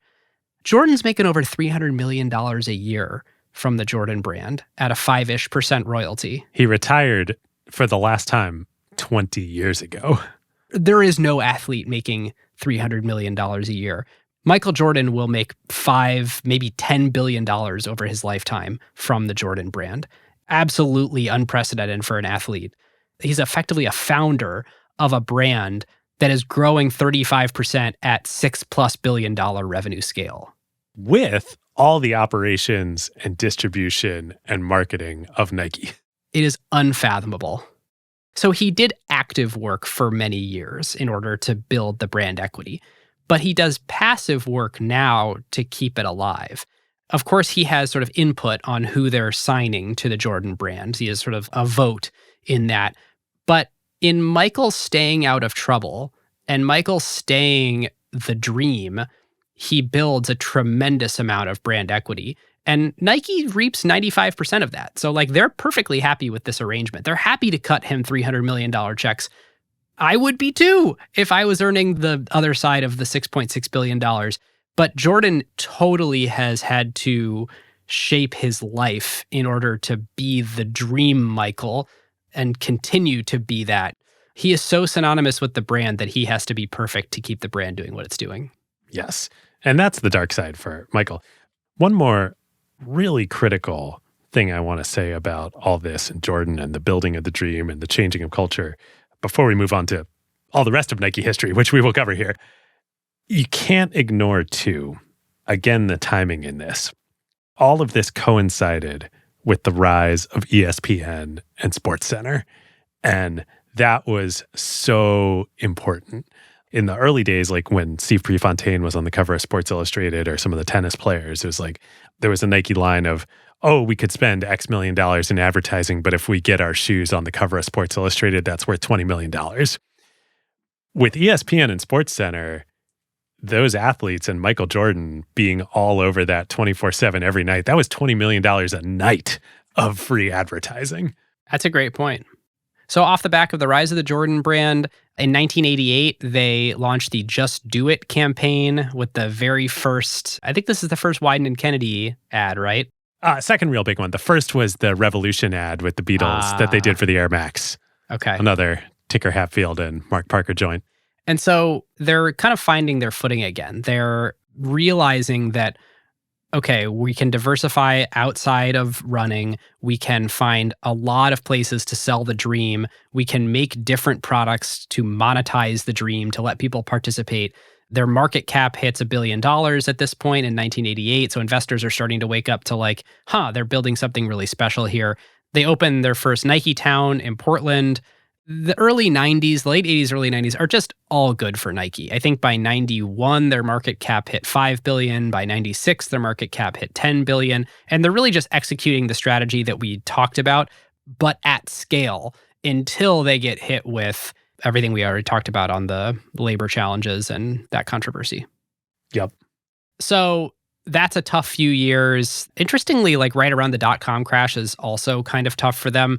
Their market cap drops from $20 billion to $8 billion. They weren't in any way yet a tech company, but tough times right around the same time period. An interesting thing from that front, losing Kobe to Adidas was big. Really big. And people forget this. People forget that Kobe was an Adidas athlete first. Yes. In the same way that people forget that Kanye was a Nike athlete or a Nike right. rapper first.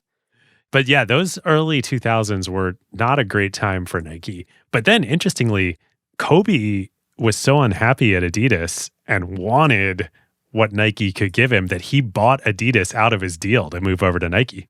Oh, yeah, I have the numbers. So Kobe was with Adidas from 96 to 2002, and he hated the Kobe 2s so bad that it's rumored that he paid $8 million to get out of his contract so he could move over to Nike. Yeah. That was a huge win for Nike and a big turnaround. Like 2002 is really when it started to get good again for them. Yep.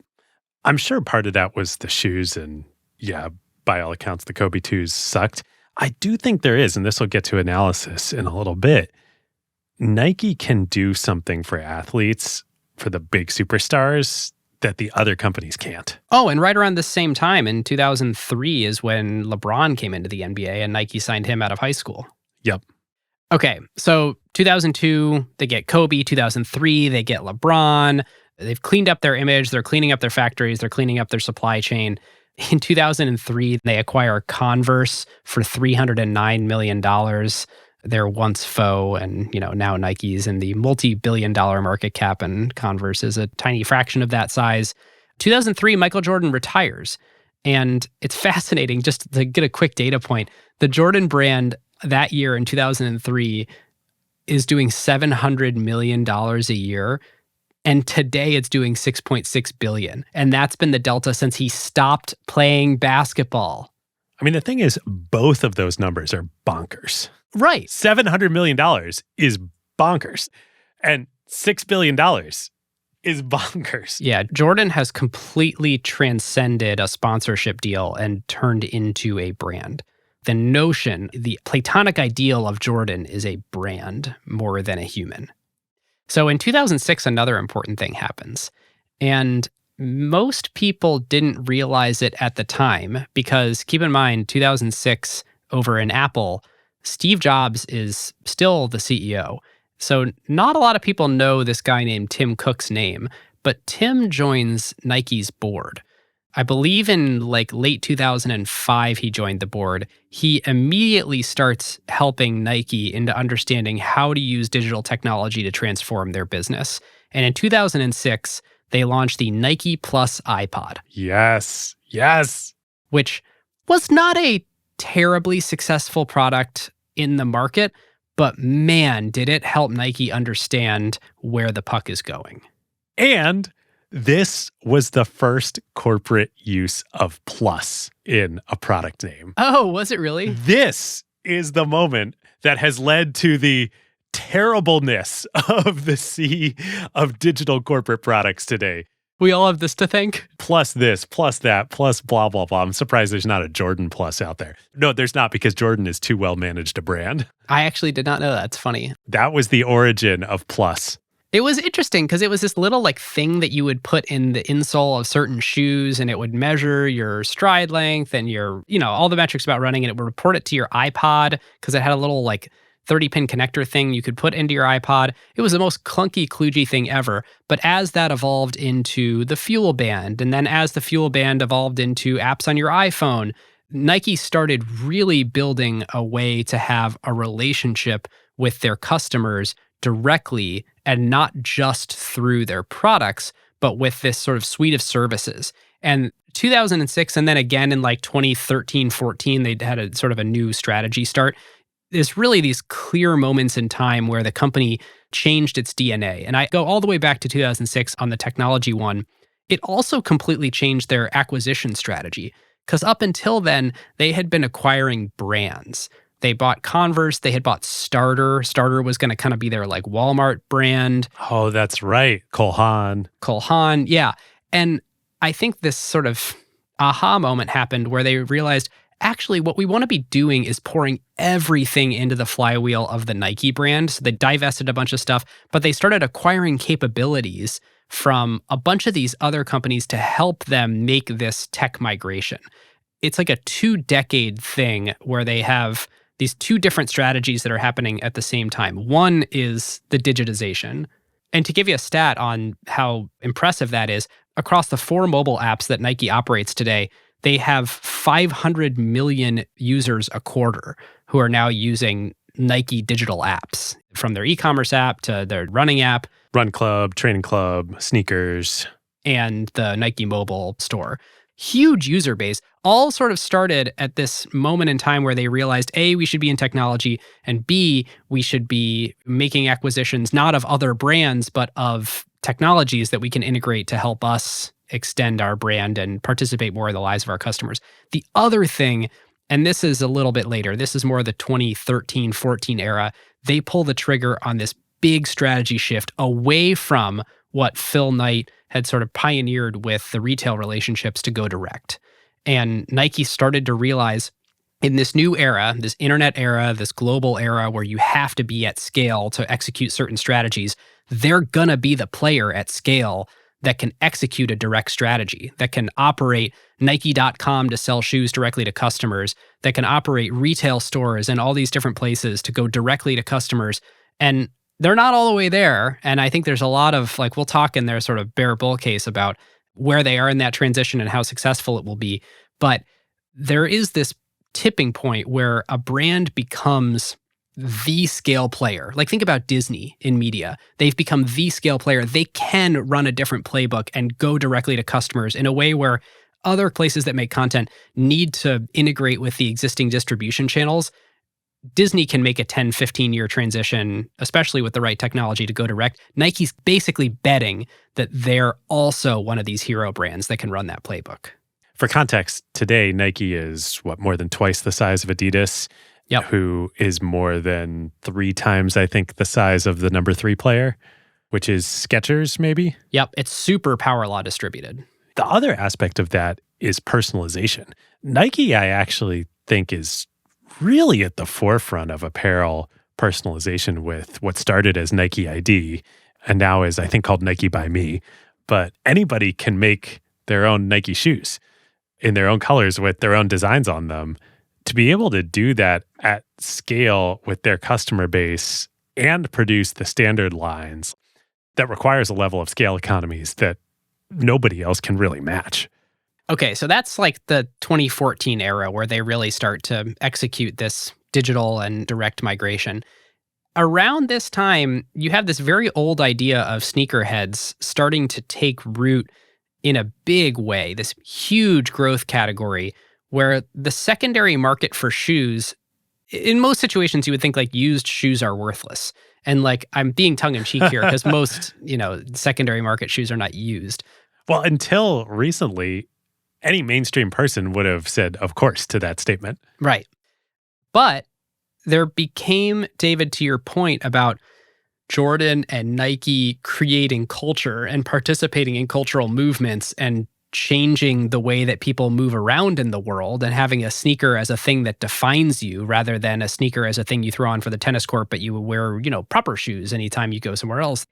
They really have figured out how to reach an audience and tap into their identity in a way that the original Phil Knight track shoe thing never could have dreamed. And shoes have become this method for self-expression. And the secondary market is huge. It's like some estimate $2 billion, some people estimate $6 billion category.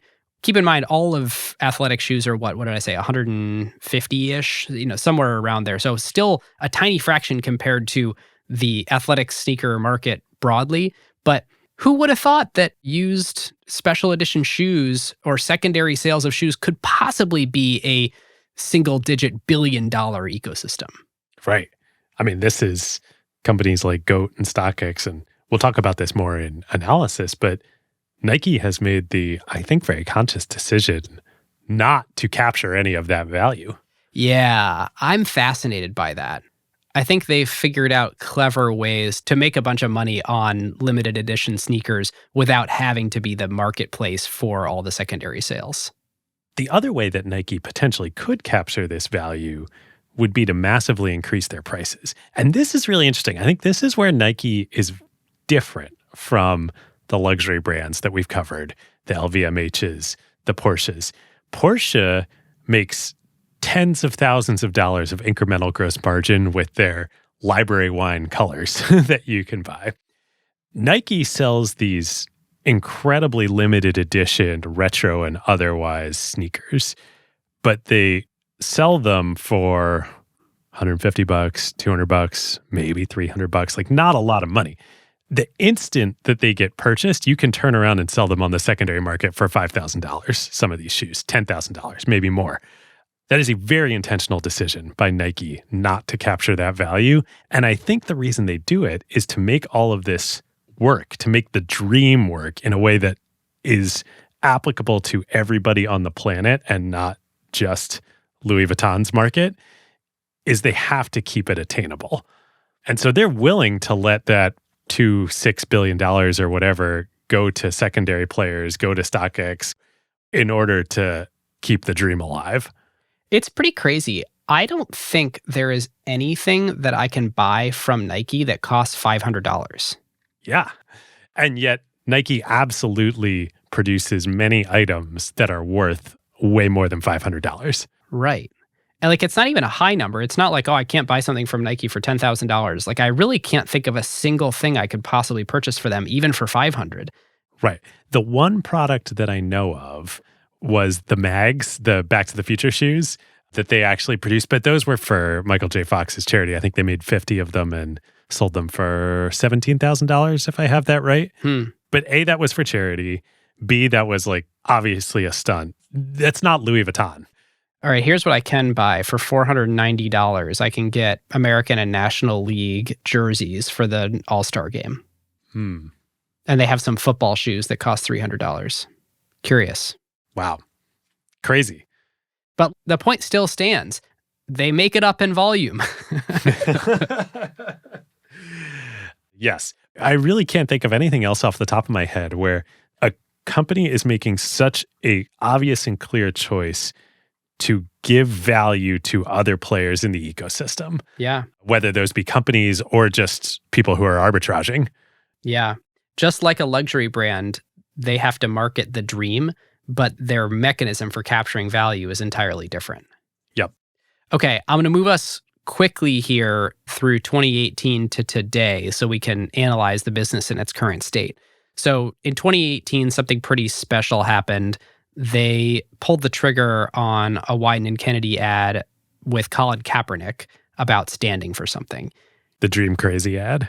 Yep. The text of which obviously was just Colin Kaepernick's face and says, believe in something, even if it means sacrificing everything. They accompanied it with a commercial. It launched online. Kaepernick tweeted it. Then they did these big billboards in every major city. I remember the first time I saw it and I was like, whoa. Nike executed perfectly on exactly what they were trying to do here. It strikes you emotionally, much like many of the Nike commercials.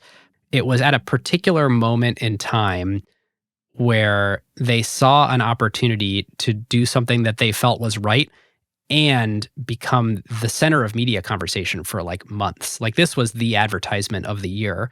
And in fact, I know that when they launched this, they actually scrapped their plans for the whole rest of the year for a whole bunch of ad campaigns that were already ready for a different way that they were going to do the 30th anniversary relaunch of Just Do It, and instead made everything in this new tone. This Kaepernick ad struck such an incredible chord and made a lot of people super angry on the sort of other side of the political aisle of this particular issue that Nike was supporting, that like it entirely changed Nike's media plan in every geography for every sport for the rest of the year. Yeah. This was 2 years before Black Lives Matter became a really, big thing with George Floyd. This actually was like a big risk. If this had been done 2 years later, it would have played out very differently. It would have been way less of a risk. They would have been just like every other company. Just like everyone else. Yeah. And it's quite illustrative that we aren't really talking about anything that Kaepernick did. We just assume that the whole audience has seen this ad, understands the power of this ad. That says a lot about the ad itself, the meta context around how we're talking about it. I do think this is a good place to open up what is Nike's media strategy, because it's very clear, especially over the last 20 years, that they pick a social issue that they feel strongly about, and they drive a truck through it in the American media market and say, hey, we want to prioritize this, and we want to say we stand for this, and we want to say we stand for and support something. And there's a cynical way to take that, which is like they've done the analysis and they believe that in doing this, they're going to build more love than they're going to piss people off from, those people are worth losing because we prefer these people instead, and we think these people's disposable income is high enough, or there's enough of them, or whatever. I actually don't think that's the way that it operates. I think it is like an executive and creative gut feel. This is a set of values we feel are right, and we're going to continue to bet the company on the people that identify with that set of values are a great customer segment for us, and we can grow within it. I really do think it's quite touchy-feely. Yep. And this is also, back to the Kaepernick ad, this is, to my mind, the pinnacle of the brand halo element of this. Yeah.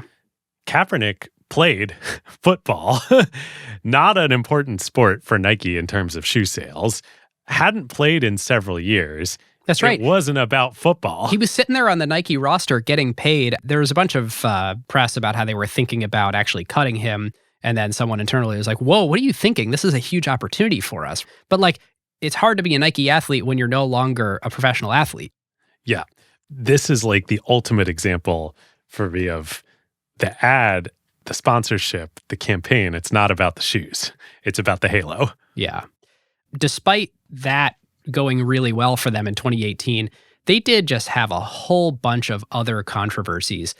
Big Me Too issues at the executive level. The person that everyone thought was going to be the CEO and next after Mark Parker and many of his people around him were shown the exit. There was the whole Oregon project. That's their competitive running group with doping and all the alleged abuse going on there. So there's these sort of coming out of 2019, they really did kind of just need to clean things up and right the ship. And it was very fortunate that while all of this was going on, their big competitors were all kind of screwing up.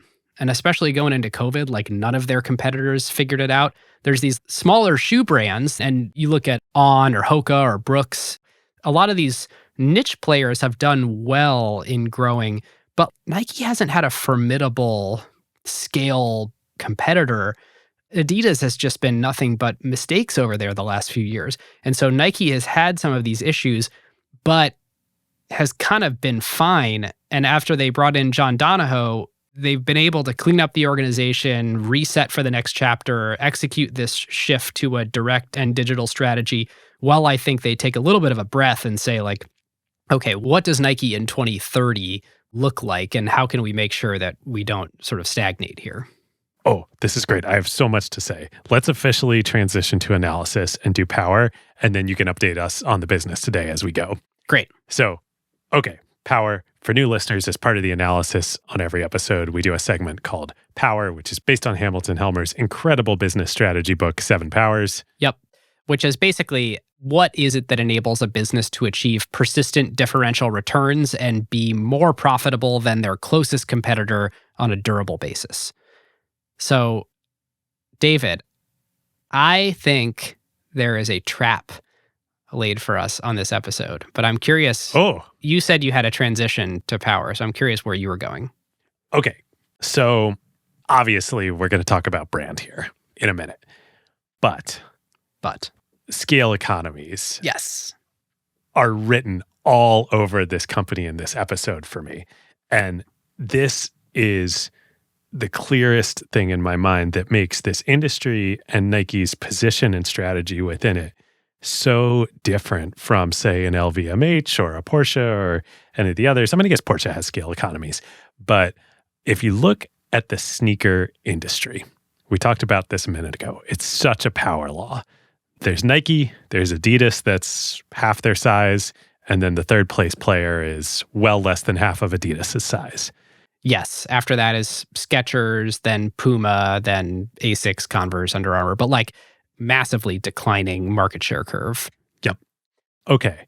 Now compare that to the rest of the apparel industry. It's wild how different it is, right? Think about fashion, think about clothes, think about shirts, think about pants, think about jackets, think about whatever. No other corner of the apparel industry looks like this, in that there are 2, 3, 4 companies that make a huge share of all of the sneakers that the world wears. That's wild. It's totally wild. It also is massively scale economies driven because the way that you acquire customers and retain customers is with this brand halo of sponsoring these big athletes and putting on these large, very expensive branded events and competitions. And small companies can't do that. The primary way that you get someone to be a 20-year customer of Nike is to go and spend money on the biggest athletes in the world. And the whole game, just like Netflix, is Nike's acquiring content. Nike is acquiring the LeBrons of the world to be Nike athletes. And the LeBrons of the world are going to go where there's the most dollars flowing to them. And who can give them the most dollars? The people with the biggest customer bases. It's not just that Nike is paying LeBron a check every year for a lot of money like Converse was back in the day. It's not like, oh, here's your $100,000 check, right? There's alignment and an incentive to be part of the biggest machine. So like the Kobe situation is so illustrative of this, right? Kobe was with Adidas. Yeah, maybe the Kobe 2 sucked. Like, I don't know, and he didn't like the shoe. I doubt that was the issue. I think the issue was what Nike could do for Kobe, and thus what Kobe could participate in was exponentially higher than even what Adidas could do. And like, that is huge power. Yeah, it's fascinating. I mean, the game is figure out how to have the most customers that you can sell apparel to, and then you get to buy the biggest billboards. And you get to align interests with the biggest billboards. It's a content game on the customer acquisition side. And you can make the best commercials that are the most inspiring. I mean, that I guess doesn't take as many dollars. You know, you can produce an incredible commercial for $100,000, but the talent in it is going to cost you millions. The Super Bowl slot is going to cost you millions. I think a lot of Nike's power on a go-forward basis is totally the scale economy stuff. Yep. Totally agree. And they had lots of counter positioning in the old days. Like the whole Jordan thing was a pure counter positioning play. Yes, in that the other companies couldn't do it because Magic and Bird would never tolerate Jordan getting a fundamentally much better deal. Correct. Yeah, they had too much to lose. Yep. So brand, I think this is a trap on this episode. I think Nike is a brand. First and foremost, what they do is build this incredible brand, sell the dream, support athletes, inspire people. But when you literally understand how Hamilton defines brand power, and the perfect example is the Tiffany ring. You get a Tiffany ring versus an unbranded diamond ring of the exact same caliber. You're probably paying $10,000 to $30,000 more for the Tiffany engagement ring. And there's a pureness to that brand premium concept. Mm-hmm. Does Nike really have a brand premium? Or is it the athletes that have the brand and Nike's scale economies let them buy the athletes' brands? Right. As Trent Griffin would put it, wholesale transfer pricing, where actually the athletes are the ones that sort of hold the power and Nike's happy to pay up for it and pass through all the profit pool to the pinnacle athletes. Unquestionably, that was the case in 1984 with Michael Jordan. And then again in 1987, 88, when they renegotiated the deal. Right. But let's look at an Air Force One or a Dunk. the Dunk Lows that everyone's wearing right now, they're not really generating pricing power on that. Maybe off of something purely unbranded, but off of Adidas, people are more likely to buy the Dunk Low SB than whatever the Adidas equivalent is, but the prices are pretty equivalent. Yeah, they're not paying more for them. Right. Now, maybe again, that's a intentional choice by Nike. But in this category, I do think, yeah, if the Dunks cost more than the Adidas Shell Toes, I don't know, maybe Shell Toes would be popular right now. Right. For whatever reason, Nike has either decided not to or can't raise the prices where their brand differentiates them. And I think it's fascinating. The Nike running shoes that I buy that are, $160, $180, the equivalent Adidas pair is $160, $180. Same with the equivalent New Balance pair. And so if you assume that they do have brand power, Nike's making a conscious choice not to capture that value in making all those shoes more expensive than competitors. Yeah. But I do think, despite you saying the trap, and I think there is a big trap in overestimating brand value of Nike, it does definitely have brand value and brand power. Yeah. It shows up in a different way. It shows up not in pricing. It shows up in the fact that I often don't look at a competitor. I will only go buy the Nike thing. Yep. My thought exercise on this, which is a little different than my usual brand power thought exercise, which is, can you kill it? Can you intentionally kill Nike? No, you can't. It can't die. It will be with us in 100 years. Ooh, that's quite a take. Oh, you don't think Nike's going to be here in 100 years? I think you could totally kill Nike in the next 30 if you wanted to. I also don't like your premise. I disagree with your Dior thing, that the really good brands or the way you can tell if something's luxury or a durable brand is like if you couldn't kill it if you tried. I think that's too squishy. Okay, fair enough. I have something way less squishy for you here, though. Okay. I think, I was talking with Scott Reams about this. I have no data on this whatsoever, but I don't think it is a controversial statement to say that the swoosh logo is tattooed on more bodies around the globe than any other company logo. I'm sure that's the case. It has to be the case. So if that's not brand power right there, I know it doesn't fit Hamilton's definition. Yeah, it's a sleight of hand. What Nike is first and foremost is a brand. What the entity is a brand because they don't make sneakers, which we'll talk about in a second here. They don't seem to charge more than their competitors. I'm literally looking at Adidas' gross profit margins are on average higher than Nike's. Nike's current rolling last 4-quarter gross profit margin is 44%. Adidas is 46%. And Adidas, every single quarter for the last 10 years, has had a higher gross margin. What is going on here? Why isn't Nike with a better brand than anyone else in their space and one of the hero brands in the entire world? They don't seem to be getting a special Nike markup. This is, again, and this is purely conjecture, I do think this is an intentional decision on Nike's part. I think they absolutely could sell $500, $1,000, $5,000, $10,000 Nike items. They absolutely could. And they choose not to, I think, because if they did that, well, one thing we didn't talk about. So Nike announced a few years ago that their whole marketing strategy was going to be reoriented around, I think, 12 cities in the world. And they were going to focus everything they did from a marketing standpoint on thinking about what it would mean to be interesting in those cities. So what's behind that? And the cities are like New York, Los Angeles, Tokyo, Shanghai, Rio, Paris, etc. And I think what's behind that is Nike needs to be accessible to the tastemakers in those cities. And that doesn't mean wealthy people. That means people on the streets. That means young people.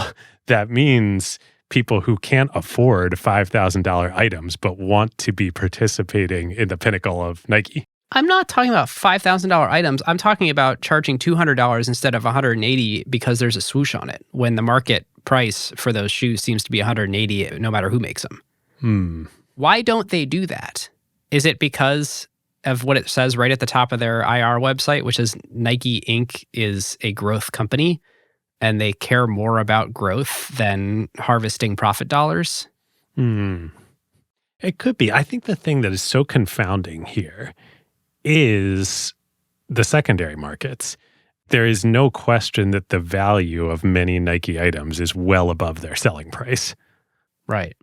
And I don't think that's the case for Adidas. Maybe for some items, but I doubt as many as Nike.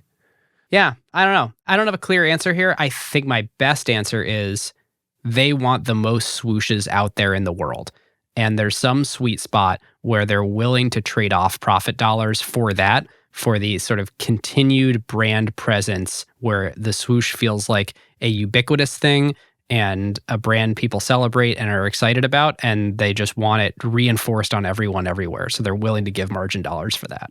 Ooh, maybe this actually all comes back to scale economies, because it's kind of the same thing with Amazon, right? Or Netflix. For a given price, Netflix can offer more value, or could in the past offer more value than anyone else. Amazon with Prime can offer way more value than anybody else. This is the scale economy play. Yeah. I don't think the rest of the powers are particularly worth talking about. The most interesting thing is there's not any switching costs. There's not any network economies. There's not a cornered resource. I frequently switch shoe brands all the time. And that would be like one of the things that I'm least excited about any shoe or apparel company is, unlike tech businesses, there's no potential for any form of lock-in, and there's no potential for really any form of network effects. Like, come on, how am I going to benefit from other people wearing Nikes? Maybe like in the Nike Run app, being able to share stuff with my friends who also have the Nike Run app, but it's thin. That's not how they make their money. Yep. Agreed. So interestingly, I guess what I would conclude on Power is Nike is first and foremost a brand that, from a Seven Powers perspective, most leverages scale economies to get their outsized profitability. Totally agree with that. Nice. Okay, I will catch us up now and give us the numbers on the business today, and then we can go into playbook. So Nike is at absolutely astonishing scale. They are a $51 billion revenue business growing 10% year over year. As I mentioned at the top of the show, they're the largest apparel company in the world except for the luxury category. LVMH and Hermes got them beat. Nike's sales to women alone are bigger than all of Lululemon's revenue. Wow. Take that in for a minute. That's shocking. I feel like that's an illustrative stat. And Nike has really lagged in developing products for women. That's exactly what I was going to say. It's just $8.6 billion of their $50 billion of revenue. Wow.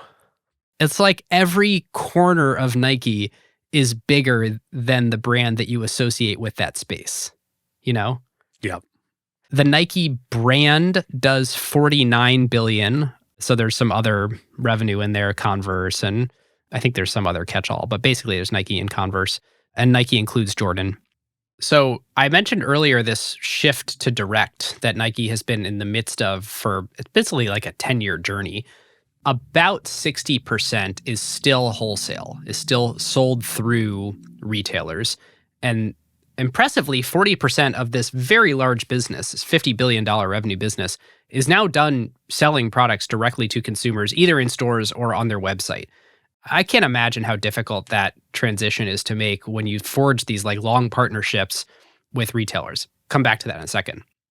Their gross margin profile, 44%. So it's sort of interesting looking. Historically, David, we've been a tech podcast and we've looked at lots of software businesses that have these 70, 80% gross margin businesses. You know, Nike has real costs, as you would expect with materials, labor, logistics, cost of storing all this inventory. 44%, not bad. Let's just remember luxury. LVMH is a 68% gross margin business. Hermes is a 71% gross margin business. So Nike is better than a car company, but it ain't no luxury. Yep. So Nike does $6.4 billion in operating income. So that's their income before taxes, 12.5% operating margin. So that's sort of what you should think about their sort of take home. Not a software company. Yeah, lots of costs involved in this business. They have $8.5 billion sitting in inventory, which even for Nike is high. That's a point we'll revisit in our analysis here. Unlike the Nike of old, they also, in addition to that inventory, have $10.7 billion in cash and similar equivalents. So The company is no longer constrained by how much capital they have available to them. While it's been a growth company, they kind of don't know what to do with the cash. It's sort of this interesting question of, well, the way they started is that they could use 100% of their cash all the time to go buy more inventory and reinvest that in the business. And that was true for like a couple of decades. They've now had 30 consecutive quarters of increasing dividend payouts. So it's a dividend stock with 11 billion of cash on hand, in addition to continually paying these dividends. It's funny. This doesn't jibe for me with the statement on the investor relations page. Nike is a growth company. I mean, I guess 10% growth at their scale is impressive. 35% growth in the Jordan brand is very impressive. So you might think it seems like they could reinvest more in the business to grow faster. They already spend $4 billion a year on demand creation, and I assume that's like their sports marketing budget. I think the wording on the financial statement is interesting too. They literally look at it as we're basically going out and buying media to create demand for our products. Yep. I mean, that's 100% what it is. Yes. Like we were saying, it's not really that different than Netflix acquiring or producing content for Netflix. Right. They just monetize in a different way. Yep. Footwear is almost 3x the apparel business on a revenue basis. So at least by revenue, footwear is still their bread and butter. And in part, it's just selling sneakers to people that go wear sneakers every day and wear them out once or twice a year and then need to go buy some more sneakers. And that's like most people in the world. It's a pretty incredible market that they now get to address. $150 billion athletic footwear market. It's crazy. When you look at this pretty interesting thing that they list, which is their wholesale equivalent revenue breakdown, which is basically saying, yeah, we sell some of this direct, but we want to put apples to apples and make these unit sales sort of adjusted as if they were all sold through our wholesale channel. Men's is 51%. Women's is 21%. Kids is 12%. And the Jordan brand broken out separately. Like all of this excludes Jordan. The Jordan brand is the $6.6 billion business that makes up the other 16% of that pie chart. Holy God. Yeah. Men's inclusive of Jordan, if you just assume Jordan is 3/4 men, that means that they're selling 64% of their product to men. So remember when I said at IPO, they sell sneakers to men? It's like kind of the same business as it was, but a super different business than it was at the same time. Yes. In some sports specifically, like just to dive into one example, they have a near monopoly in basketball shoes. Nike and the Air Jordan brand's share of performance basketball was 86%. And this stat's a few years old. It was right before the pandemic. But the dominance was even more prevalent in the lifestyle basketball category, where they have 96% share. I have to wonder, the other shoe companies who are still doing big deals in the NBA, let's take Under Armour and Steph Curry here in San Francisco. Like, what are they doing? Name another Under Armour athlete. I mean, they exist, but I don't think I could, right? Like, why? And obviously it's worth it to Steph. Steph could sign with Nike tomorrow, but Under Armour is just paying him a boatload of cash. And I think also gave him tons of equity in the company and whatnot. But like, why? I mean, I just think it's a bad move for Under Armour. I think this is the classic thing that we've talked about in 11 different industries of don't get caught in the middle in the age of the internet. It's so obvious in media. It's becoming obvious in universities. But be the New York Times or be acquired, but don't be the Cleveland Plain Dealer. Or be Disney or be Doug DeMuro. Or in this world, be Brooks or be Nike. Right. But don't be Under Armour, who's not a platform brand. They don't have the size and scale and everything that accrues to a Nike, but they're trying to run a mini Nike playbook, and they need to run a completely different playbook. Yeah, totally agree. So Nike is just leaning into this in a big way. They're now the official uniform supplier of the MLB, the NFL, and the NBA. And they're throwing huge dollars. Like the NFL deal alone is something like a $200 million a year deal. And David, you were telling me Nike doesn't even get to sell the jerseys to customers. It's literally just to get the swoosh on the game day jerseys. This is absolutely fascinating and blew my mind when I talked to a few people in the industry about this. So yes, the official jerseys, let's take the NBA for example. Nike replaced Adidas a few years back as the official jersey maker of the NBA. when most NBA jerseys are sold to buyers who pay money for them, aka fans, not the players. Most of those are replica jerseys, which I'd heard that term before and I never thought about what it meant. Most of those are made by Fanatics, which has run an incredibly interesting playbook in the sports world and the sports marketing world over the past few years. They are replicas made and sold by Fanatics in conjunction with the teams of the jerseys that the players wear. Nike pays to make the jerseys that the players wear. It is a billboard. It is a sponsorship. That is what they are paying for.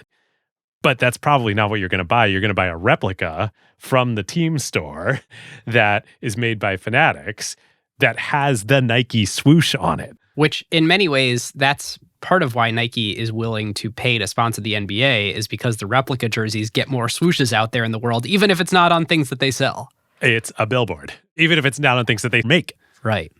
That's wild. It's totally wild. You would think the value chain would flow the other way, where you would make money from the jerseys sold because you are an apparel company, but instead you're paying to put your swoosh on jerseys made by other people. One final thought on this athletic shoe market being a $130 billion market.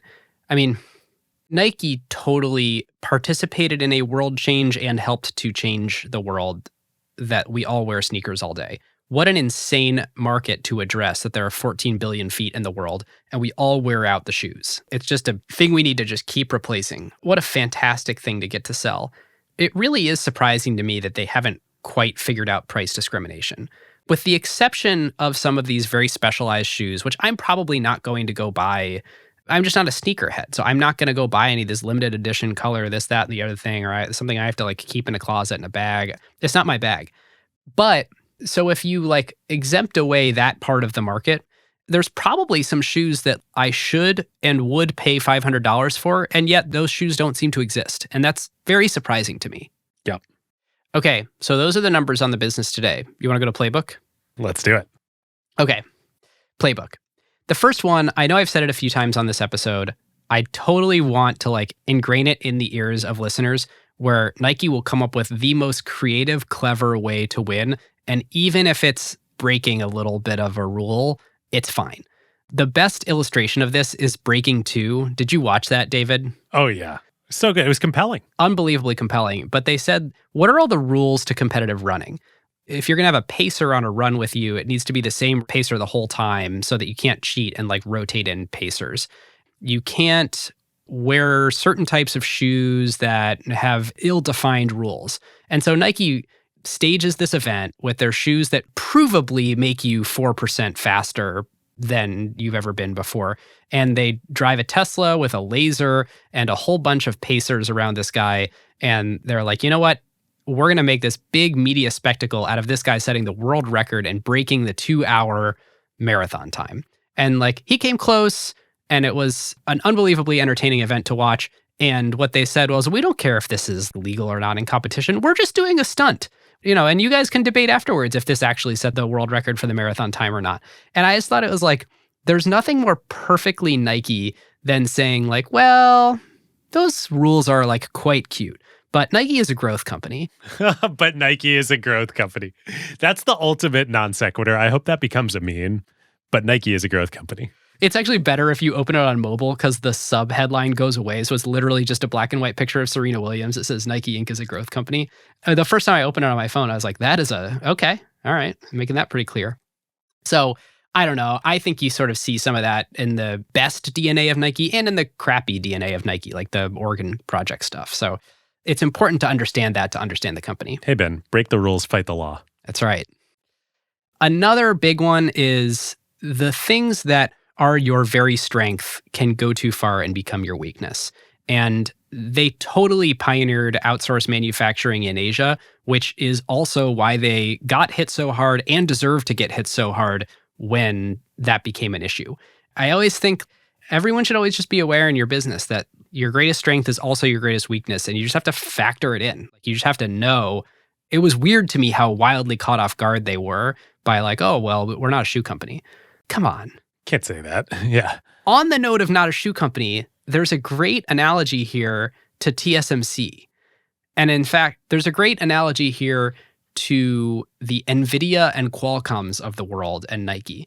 Nike is a fabless shoe company. Yes. Yes. I think that is ultimately the answer to, is Nike a shoe company? Sure. This is our semiconductor episode this season. They're a fabless shoe company.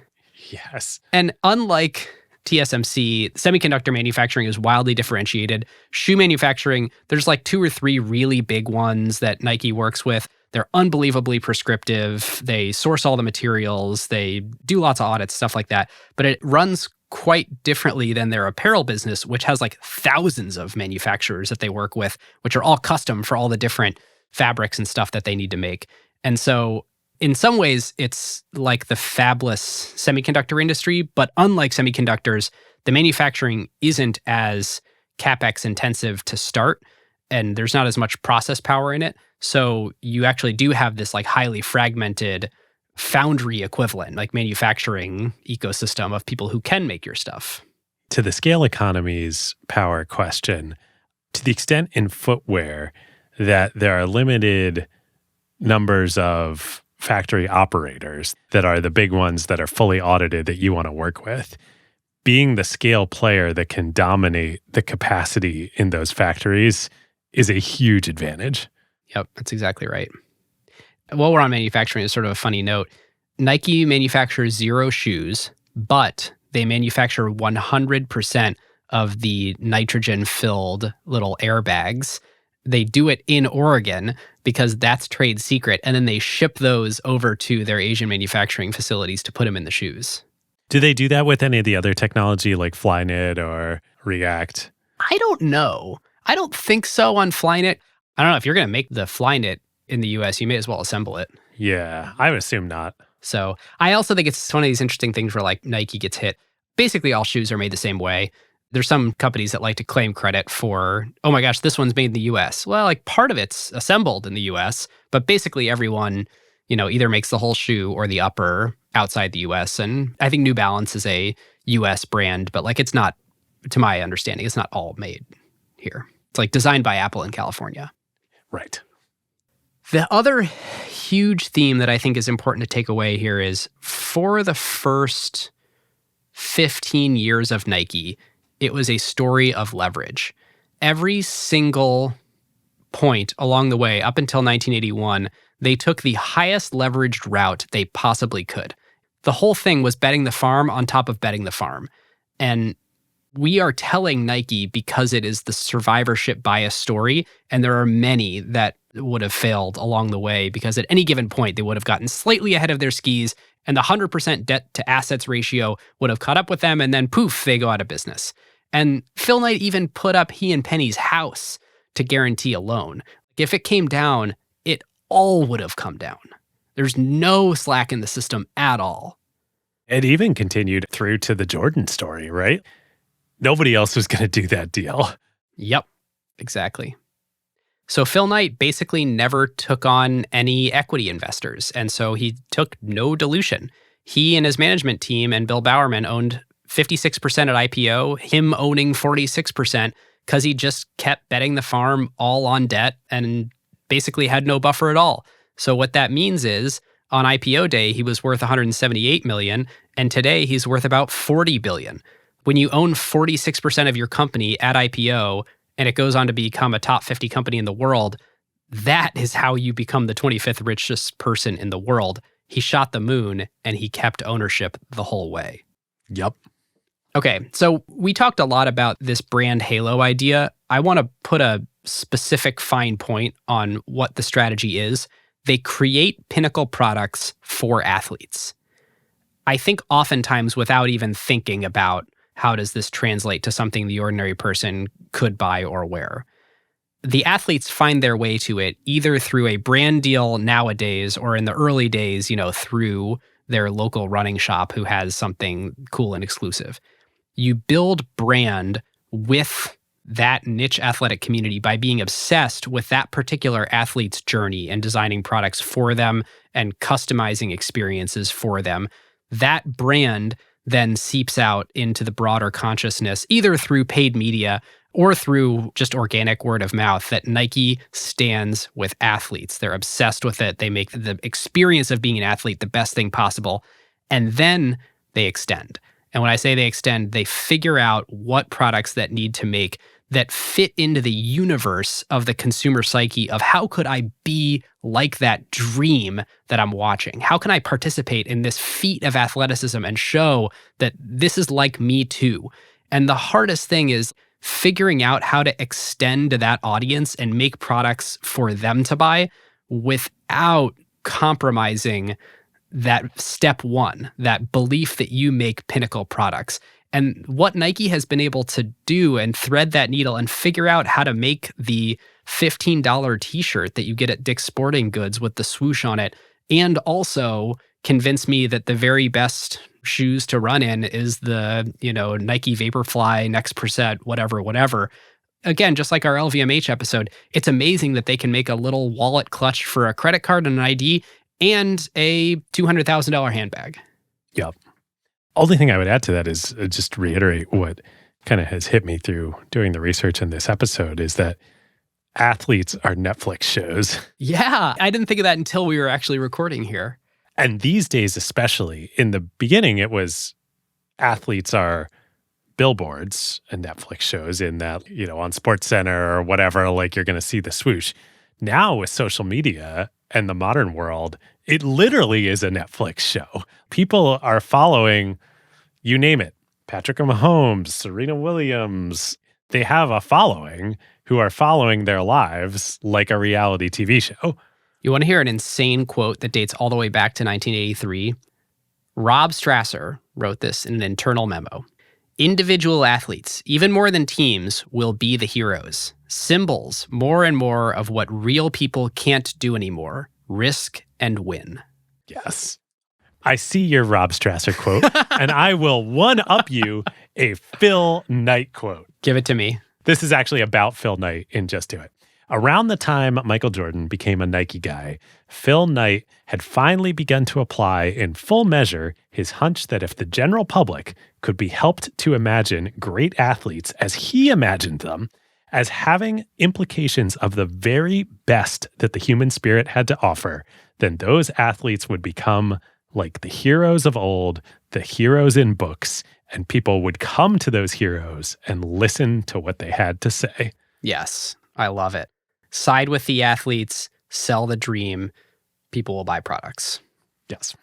Interestingly enough, too, in this Rob Strasser quote, where he says, individual athletes even more than the teams, this was the big takeaway from our NBA episode that is about marketing the athletes, not marketing the teams. Now, what's really interesting, since we did the NFL episode earlier this year, after doing the NBA episode, I've really changed my thought on this. The NFL is a better business as a league than the NBA. No question in my mind. But the amount of value created out of the leagues, I think more value is created out of the NBA. The NFL just captures way more value and thus is the more valuable league. But this Nike episode is totally solidified for me the value coming out of the NBA. Jordan, Kobe, LeBron, it goes on and on. Zion, Wemby, Victor Wembanyama, the new phenom coming out of France that was the number one pick of the Spurs. He's already a Nike athlete. Fascinating. And basketball, again, because it directly translates to those are the shoes that people can buy. Whether they buy that model or a different model, they are buying those shoes. They're not buying football cleats. And it's the face of the person. It's not behind a helmet. It's like they're the heroes. Right. Yeah, basketball is quite helpful in that there's a reason to buy those shoes just to wear them around. Like you don't have to invent a new product for people to buy to participate in the brand story like you do with football. I mean, it's funny because it's the Gatorade line, not the Nike line about Michael Jordan, but like, be like Mike. If you want to be like Mike, it's really easy. You just buy the shoes. If you want to be like Patrick Mahomes, it's a little harder. Right. I don't have any pads. I don't have a helmet. I have nothing in common with Pat Mahomes. No shoes will change that. Yep. I have one that I've been trying to think on. And at one point in the research, I wrote down, when you sell commodities, brand matters a lot. Is Nike differentiating a commodity with their brand, or are they not in the commodity business? Well, this gets to your question at the start of the episode. This is the crux of the question. I think there's two answers. The prestige models, the Jordans, the retros, the Vaporfly, what have you, the prestige $150+ Nike models. I don't think those are commodities. I think those are products. Nike also sells a lot of $50, $60, $70 pairs of shoes. Those are probably commodities that are helped by the brand halo.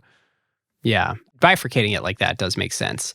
Someone told me that in many years, the Monarch has been their best-selling shoe, which is this crazy high-margin dad barbecue shoe that no athlete has ever worn for anything. Everyone should just Google Nike Monarchs, and you're like, oh yeah, no, my parents wear that. I don't know, it's like the ultimate barbecue shoe. And that's kind of what America buys. And so they've sold enormous volumes of this thing. Man, I'm like one more kid away from becoming a Nike Monarch customer. Ironically, it's actually caught on with Gen Z. And so there's this weird thing now Yes. where like people are wearing Monarchs ironically.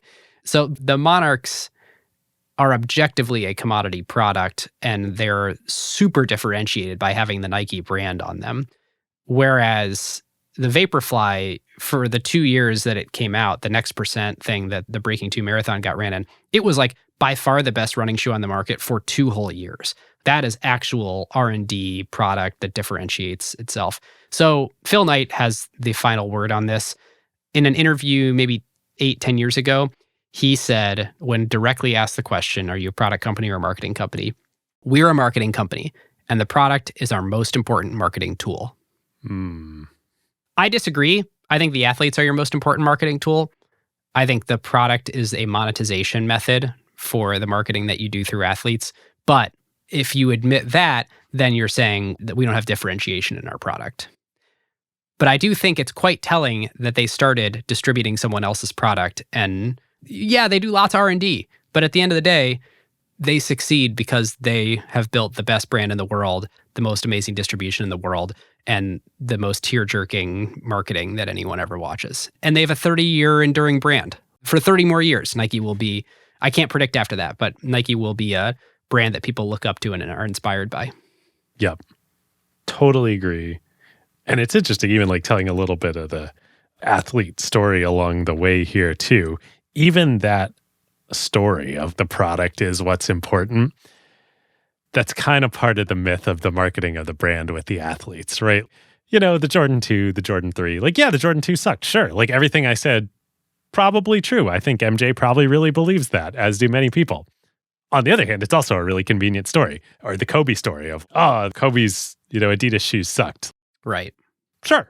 Makes for a really good story for the soap opera that is the athlete's life, that is the Netflix show that they're selling. Right. Being a soap opera keeps them in the spotlight and keeps the opportunity to have more impact with sponsor eyeballs. Yep.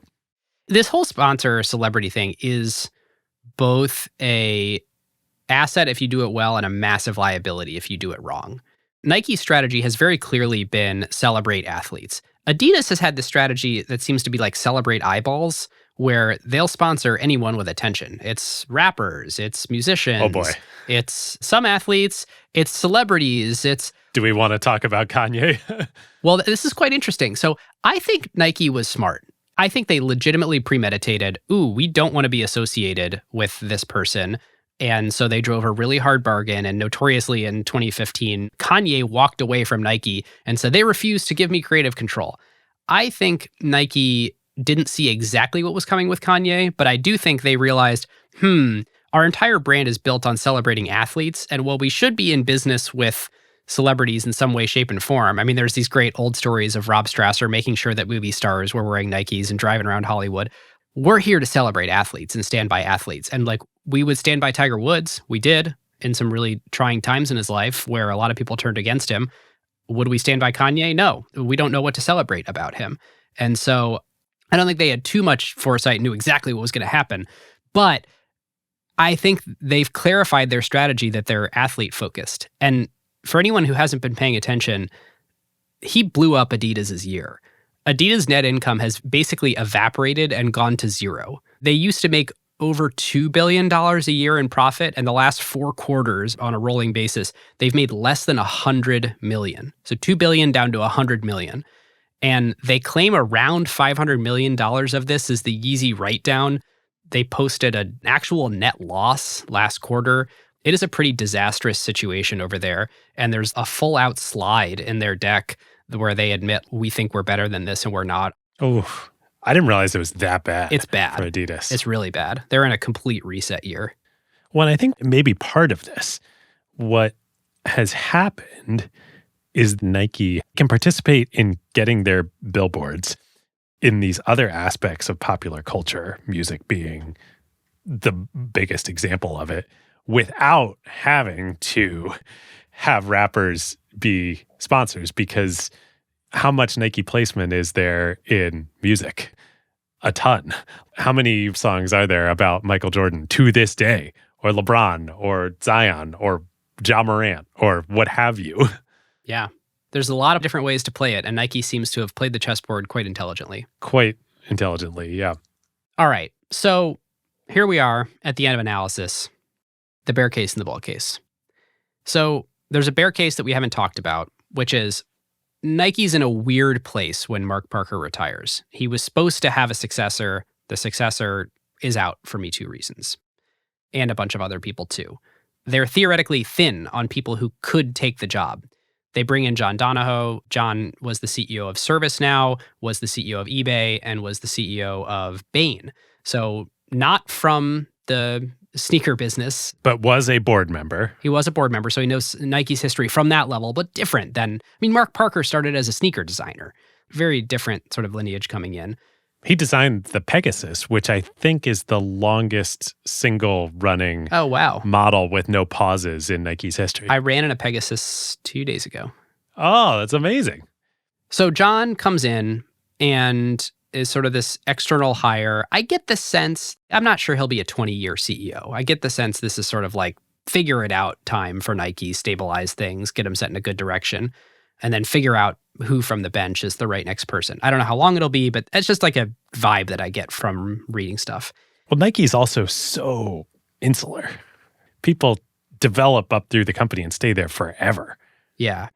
So COVID happened around the same time that he's coming in to take over, and they've sort of decided to do this big reorg where they used to have an org structure super focused on each sport.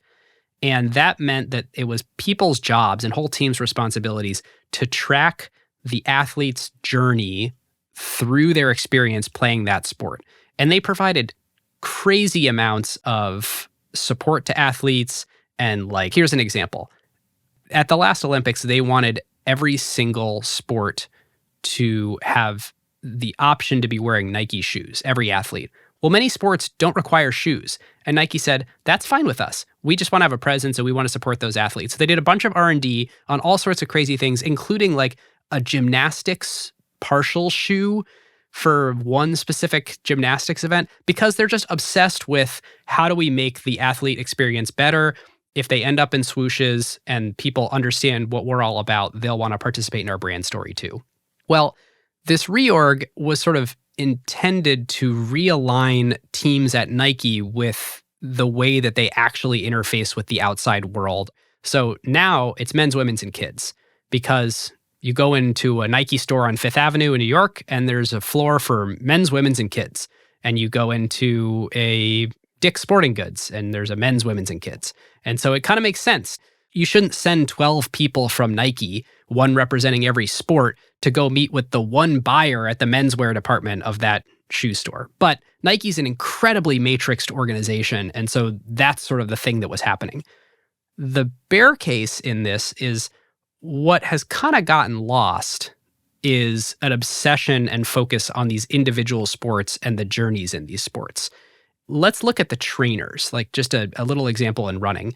As we learned in the Brooks episode, the business for them is in the trainers. It's not the race day shoes. It's what you're wearing to get your 3 mile or your 5 mile in a few mornings a week. And you wear those out and then you buy another pair and it's a great business. So there's some Nike running department who needs to be sort of obsessing over that journey and growing their sales and their share in not just race day shoes with this amazing Vaporfly stuff, but like the trainers. But look at what's actually happening in the running market. You've got Brooks, On, and Hoka all becoming billion-dollar revenue run rate companies in the last 18 months. Nike, fortunately, their big competitors like Adidas have just been out to lunch. But these little competitors who are all nipping at their heels are doing a great job focusing on their niches. And when you simplify an org in the way that Nike has, there's a little bit of a concern around, are they still focusing on the niches, and are they still focused on serving athletes in the same way, in an obsessive way that they have been in the past? Okay. I buy that as a bear case. So there's a lot of nuance there, but I think that in the same way as that old Disney quote, so with Disney animation goes the company, sort of like so with running goes Nike, that's a bellwether. Fair enough. I totally see what you're saying. I think if you were to say that the equivalent Disney animation for Nike was running at the beginning, I think it is unquestionably basketball today. Fair. And I don't see them slowing in basketball. Well, I mean, that's the thing, is it's like kind of hard to come up with a bear case. There are all these like little nitpicky, like I listen to a bunch of Tegas calls and I listen to the earnings calls on Quarter, and like in doing my like investor diligence on this, these are the sorts of things that people are concerned about. A big one is like this potential reversal of strategy on D2C. Like they reopened Macy's and they put more inventory in Foot Locker in the last couple quarters. And that's sort of concerning because the whole narrative has been, we're going direct. But also, we have too much inventory, so we got to blow it out and, discount it through our retail channels. There's lots of questions to management about if that sort of thing is happening right now. Big slowdown in China, not just them, but all the big brands. It seems like the Chinese market is shifting to Chinese native brands, or there's a lot of signs that that might happen. And so, the China market is a huge, important set of consumers to Nike. So I think them figuring out, especially how their social justice stances fit in with the CCP-controlled China, that's a huge open question. And are they going to be able to address that biggest market in the world for feet or not, at scale is sort of the question. Yep. Makes sense. Honestly, that's the best I got for bear case. Let me add on one more. I don't think this is really a bear case, but if you're viewing this through the lens of, should I buy the stock? Not investment advice, but, versus other companies I could put my money into, as incredible as this company is, the operations, the power, the scale economies, the brand, I think the durability, it's still not a software gross margin business, nor is it ever going to be. I love that our complaint is always, it's not a SaaS company. Well, it's a really good business model. I mean, look, if you could put all your dollars, you could put it into SaaS companies, you could put it into Nike. Right. I do think Nike has incredible durability. Yeah. I mean, that's the bull case. These scale economies are super real, and they're in pole position to just keep spending and keep investing in building this incredibly durable brand. And like, products will come and go. There will be 5-year stints where they have the most amazing running shoes that everyone needs to marathon in, and there'll be years where they don't. But the Nike brand and their media strategy and their brand voice and the way that they deploy into all these local markets and tweak the messaging to be local appropriate in every corner of the world and manufacture at scale, like, it's just, the Nike brand means something to billions of people, and Nike knows how to make it keep meaning something to them. Yep. Like I said earlier, there are a lot of swoosh tattoos on bodies around this planet. That is a bull case right there. Yep. In the world of globalization and the world of the internet, returns to scale are a big deal, and they're in the scale position. And I'm sure both hardcore basketball fans and sneakerheads would nitpick with this statement. But to me, Nike basketball and the sneakerhead culture is the core of the driving force, the pinnacle of the halo, the Jordan brand. And I just don't see, it feels like as strong as it's ever been to me. Yeah, completely agree. I mean, you listen to these Tegas calls with Adidas people, and they're like, our issue is how to figure out how to make the brand cool again. And that does not show up in any way, shape, or form in the Nike interviews. Yeah, totally. All right. Well, that closes out Bear and Bull. I have some fun trivia for you, David. Love it. So I saw you tweet something about some person in this episode being related to a person in a previous episode. I think Daniel Ek commented on it, and I was trying to figure out what you had just found. and I'm wondering if this is it. So I'm going to read from Wikipedia. Nisho Iwai was involved in a corruption scandal in 1979 after it passed on a $500 million yen bribe from McDonnell Douglas to the director of the Japanese Defense Agency in an attempt to influence the sale of the F-4 Phantom aircraft to the Japan Air Self-Defense Force. The scandal was uncovered only 3 years after a similar scandal involving Lockheed conspiring to bribe Prime Minister Tanaka. For anyone who didn't listen to our Lockheed episode, we talked about this bribe bringing down the Prime Minister of Japan, and oh my God, it happened through Nisho. Yeah, amazing. I did find that, and that is an amazing connection, and the deep cut is great for acquired lore, but that is not what I tweeted about. My tweet was actually about something slightly different, which was people that we come across in the acquired universe, minor characters who go on to be major characters in other stories.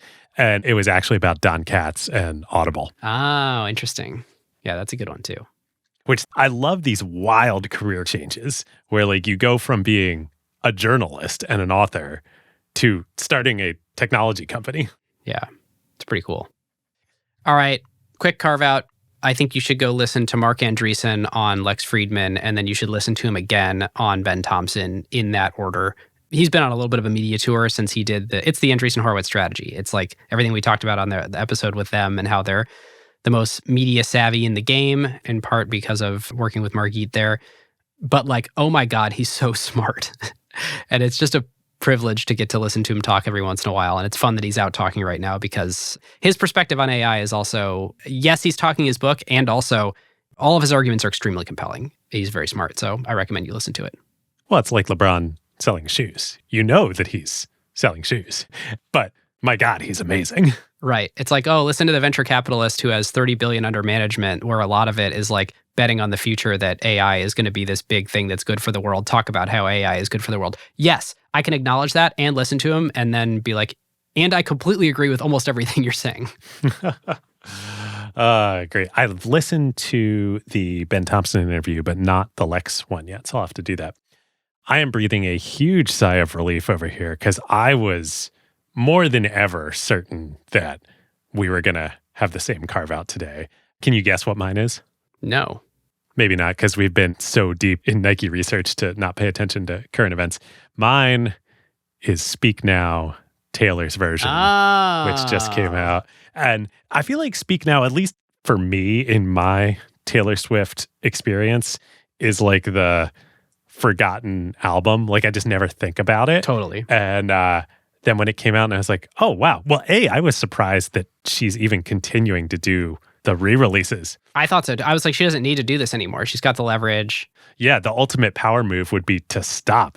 So pleasant surprise that it came out. And also pleasant surprise to rediscover Speak Now. Like there are some bangers on there. Great album.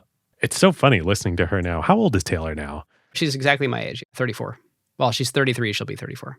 And to hear her singing songs from when she was 21, it's just such a fun juxtaposition. Yeah. That's cool. I got to listen to it. I literally haven't done anything other than read about Nike. So yeah, it's good. There's some great songs on there. I'll enter my 3-day window right after we finish recording where I can pay attention to other things again before starting research for the next one. Yeah. Speaking of, we should pick a topic. There's like 1,000 I want to do. So after this, I'll give you a call and we can talk about it. With that, our thank you to Blinkist by Go1, Statzig, and Crusoe. All the links, all the discounts, all the free audio content, everything that we talked about are available by clicking the links in the show notes. You can get notified, new feature that we just launched, of all new episodes launching. Go to acquired.fm/email, and we will include some fun Easter eggs in there in addition to just telling you the episode's live. But that's the way to get on the email list. Many of you are already on that. Thank you for doing that. It is awesome to be able to have that direct connection with you and not rely on a Twitter algorithm or anything letting you know that we're live. Anything subject to change. Yes. Become an LP, acquired.fm/LP. ACQ2 is in any podcast player. Dave and I have a couple fun interviews queued up for that. So ACQ2 should have some good stuff coming soon. And join the Slack, acquired.fm/Slack. With that, listeners, thank you for going on this blue ribbon journey with us. And we'll see you next time in Dimension 7. Wow. You are bringing a new energy to these outros. I like it. It came to me in a fever dream. Wow. That is some Black Air Forces energy. Yep. All right, later. All right, listeners. We'll see you next time. Who got the truth? Is it you? Is it you? Is it you? Who got the truth now?